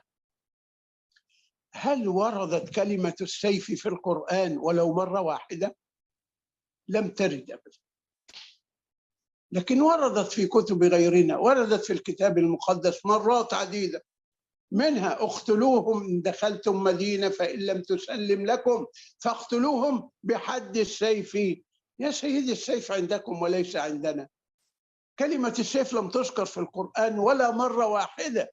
السيف والقتل عندكم، أمال عندكم قاتلوا واقتلوا لمن؟ قال في سورة التوبة لبيان الذين جاءوا لا يألون فينا ذما ولا عهدا وبدأون بالقتال أول مرة ويريدون التصفية، فمن جاء يقتله هل تقدم له قطعة شوكولاتة وتقول له اتفضل عشان أنا متسامح اقتلني وخذ ثرواتي واغتصب زوجتي، أم تدافع عن نفسك؟ الدفاع عن النفس حق فطري. الطفل يخرج من بطن أمه يدافع عن هذه البيئة الجديدة، حق فطري وحق قانوني وحق فكري وحق عقلي تكفله كل القوانين والدساتير. ما لهؤلاء القوم لا يكادون يفقهون حديثا. أما السؤال الثاني، اللغة الوطنية في الدول العربية، اللغة الوطنية هي اللغة العربية الفصحى بكل تأكيد، وليست اللهجة العامية، لأن اللغة الوطنية هي التي تكون في التعليم، والتعليم لا يتم باللهجة العامية، لا أبدا، وإنما يتم باللغة العربية الفصحى في ليبيا، في السعودية، في العراق، في مصر، في كل أرجاء البلاد يتم باللغة الفصحى ولا يتم باللغة العامية. اللغة العامية هي لغة الشارع ولغة الحياة ولغة السمر بين الناس. ولكل عصر ولكل دولة، حتى عندكم في إندونيسيا، لكل عصر ولكل دولة عاميته وفصحاه. الخطورة في هذا أن تعتدي العامية على الفصحى فقط، إنما العامية لها مكانها. يعني أنت حينما كنت في مصر سيدي رئيس الجلسة وتدخل القهوة، لا يمكن أن وأنت في المقهى تقول للرجل أريد واحدا من الشاي المصبوط بالسكر الزائد، لن يفهمك. لا تقول له اديني واحد شاي. فإذا هذه لها مكانها. الفصحى لها مكانها والعامية لها مكانها. ونشبه لذلك حتى يعني العامية عندكم في أندونيسيا والفصحى، العامية مثل البيجامة التي ترتديها لتنام فيها وتجلس في البيت، والفصحى هي البدلة الرسمية واللباس الرسمي الذي ترتديه الآن لتظهر به في المحاضرة، تذهب به إلى الجامعة والمحافل الرسمية. العامية لها موضعها ومكانها ولا تصلح لمهمة الفصحى، والفصحى أيضا لها مكانها ولا تصلح لمهمة العامية. هذا وبالله التوفيق، والله أجل وأعلم. شكرا مولانا. السؤال الأخير من أستاذ دكتور مد علي، كأنك قد أجبت مولانا، لكن سوف أقرأ هذا السؤال يعني على لأستاذ مد علي. السؤال المقترح يعني آخر سؤال إن شاء الله: هل في القرآن هناك آية إرهابية كما قاله المستشركون؟ هل في القرآن هناك آية إرهابية كما قاله؟ لأن بعضهم قال إنه هناك 300 آية قرآنية في القرآن. ما رأيكم بهذا الأمر؟ بسم الله الرحمن الرحيم. القرآن الكريم ليس فيه آية واحدة للإرهاب بالمعنى الأمريكي. القرآن فيه آيات تدعو إلى العدل وتدعو إلى الحق. وأنا أسأل، يعني لو أن إنسانا ذهب إلى أمريكا واعتدى على واشنطن أو نيويورك، أو ذهب إلى إنجلترا واعتدى على لندن، أو ذهب إلى فرنسا واعتدى على باريس، ماذا يفعل المواطن هناك؟ هل يسمح لنفسه بأن يدافع عن وطنه وعن مدينته وعن بلده، أم أنه يقول أنا متسامح ولا أكون إرهابي ولا أقاتل وأستسلم؟ هذا سؤال بسيط جدا. الآيات التي في القرآن تدعو إلى القتل والقتال جاءت للدفاع. ما معنى قاتلوا؟ مفاعلة، يعني إنسان جاء يقاتلني وأنا أدفع هذا القتال. اقتلوهم إنما جاءت في سياق سورة التوبة التي تبين أنهم بدأون بالقتال أول مرة، وأنهم لم يراعوا لا ذمة ولا عهد ولا دين معنا. وأيضا ما من شك أن الإسلام دعوة إلى السلام. مادة الإسلام هي من السلام، واسم الله عز وجل هو السلام، وديننا السلام، واسم من أسماء الله الحسنى السلام، والجنة دار السلام. وقيم الإسلام في القرآن واضحة، يعني وإن جنحوا للسلم فاجنح لها. إذن لا عدوانية ولا إرهاب، وليست آيات إرهابية، لكنه التشكيك ولكنه الزيف والتضليل الذي منهم. الإرهاب هم الذين صنعوه، وباعترافهم في الأمم المتحدة فضحت روسيا الولايات المتحدة في الأمم المتحدة على مرأى ومسمع، وقالوا الذين كونوا داعش هم كذا. لكن أنا أريد هنا للختام أن أبين شيئا مهما، أن الحروب التي جاءتنا من الغرب، سواء الحروب الصليبية أو الحروب المعاصرة، دائما لا تكون الحرب بالجيوش فقط، لا، يكون موازي للحروب الصلبة بالجيوش حروب فكرية تغير الفكر. نعم، يعني أمريكا حين جاءت دخلت للعراق قالت نحن جئنا لماذا؟ جئنا للحرية، وهم دمروا العراق، فأين الحرية؟ فإذا صناعة الزيف وصناعة التفاهة هي لون من الحرب التي توازي الحروب الصلبة العسكرية. فمع حروبهم ضدنا الآن الحروب العسكرية، هنالك حرب أخرى هي حروب فكرية، حروب لغوية، حروب الزيف وصناعة الزيف. فلننتبه إلى هذا وبالله التوفيق، والله تعالى أجل وأعلم. شكرا مولانا، جزاكم الله خير. قبل كل شيء مولانا، هناك تحية لكم من أستاذ عبد السلام، وهو متأسف لا يشارك معنا لأنه عمل خارجي من أستاذ عبد السلام. طيب، أيها المستمعون الكرام، تحياتي لكم جميعا مولانا. إن شاء الله أبلغ سلام إن شاء الله له. أيها الحضور الكرام، ختاما نشكر لفضيلة الأستاذ الدكتور على ما قدم وعلى ما أثر هذه الجلسة المباركة إن شاء الله من كثير الفوائد، وله جزيل الشكر منا على حضوره تشريفه لنا سائلين المولى عز وجل على ما قاله حجة له لا عليه، وأن ينفع به الإسلام والمسلمين، وجزاهم الله خير الجزاء. والشكر موصولا أيضا بجميع المشاركين بالندوة على حسن تفاعلكم ومشاركتكم وتكرمكم بحسن الاستماع والإنصات. تحياتي أخوكم يوسف علي طنطاوي. والآن ننتقل إلى رئيس الجلسة. شكرا مولانا. Wassalamualaikum warahmatullahi wabarakatuh. Kami kembalikan. Assalamualaikum warahmatullahi wabarakatuh. Syukran.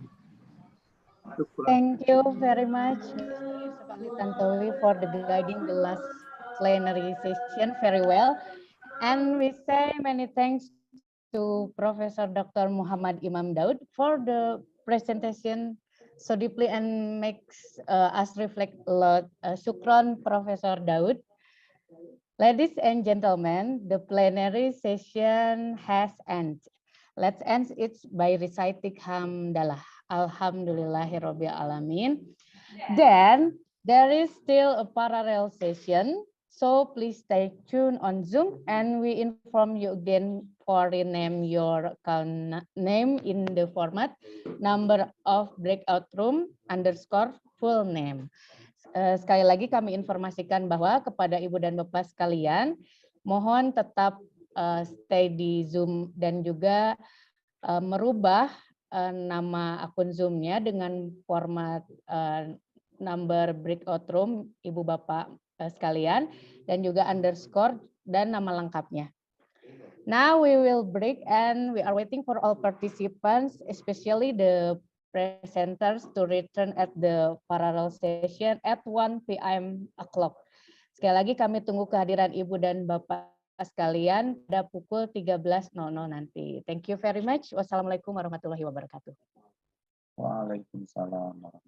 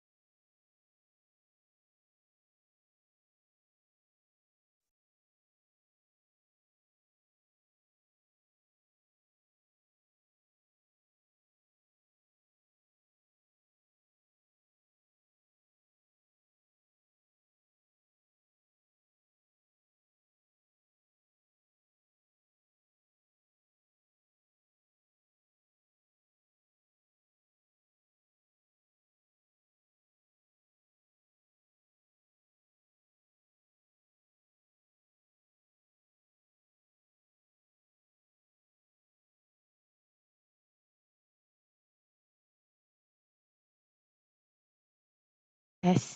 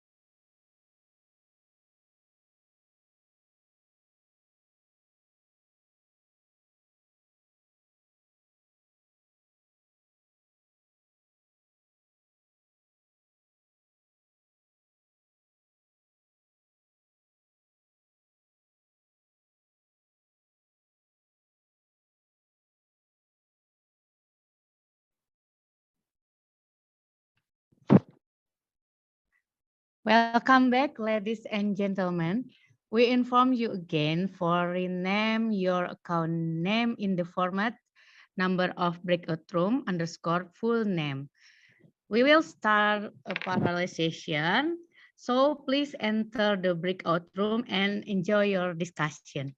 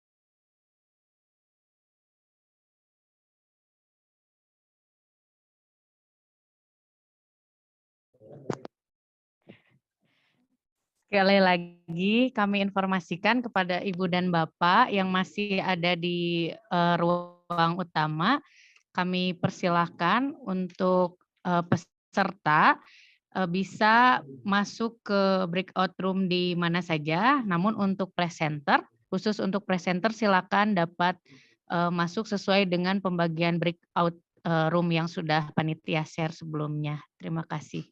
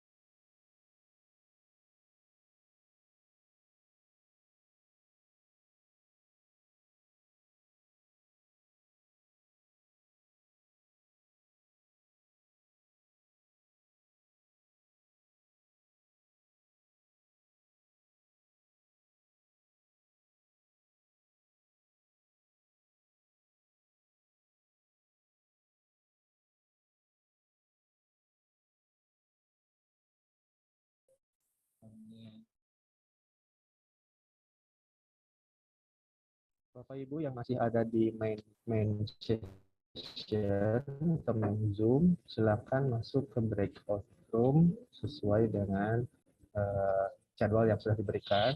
Apabila Bapak Ibu sebagai peserta, silakan bebas mau masuk ke room manapun. Silakan. Terima kasih.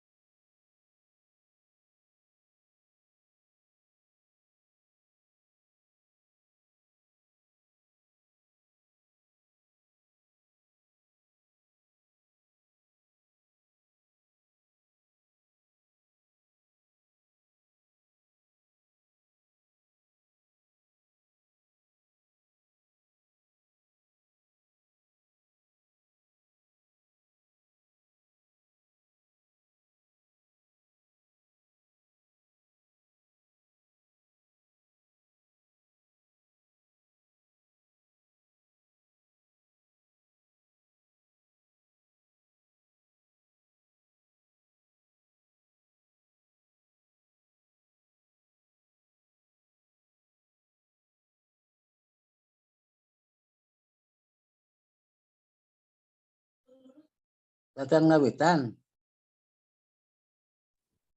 Terus Prof, kami dialihkan ke bagian religious studies ya Prof ya. Oh iya, enggak. Pada Prof. Enggak Prof. Nah, dikirim.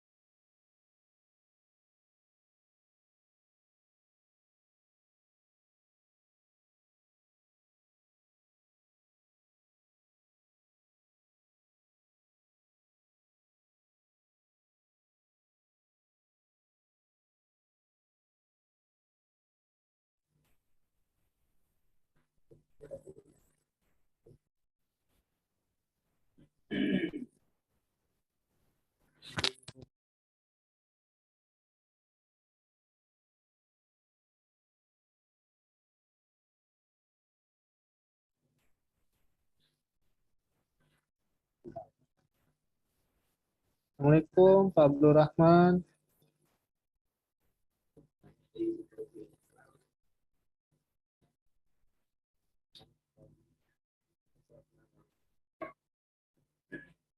Abdurrahman.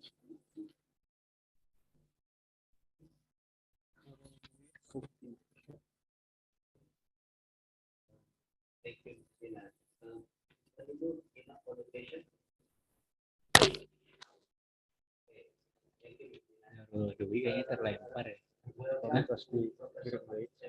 Pasti asuhin deh.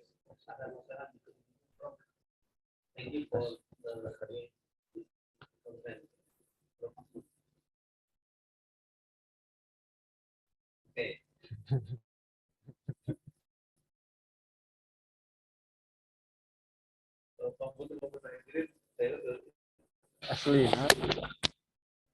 Thank you.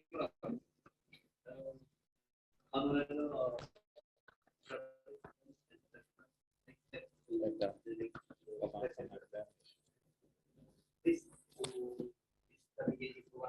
is my teacher, also my father is a very one. Are you fine? Alhamdulillah. Okay.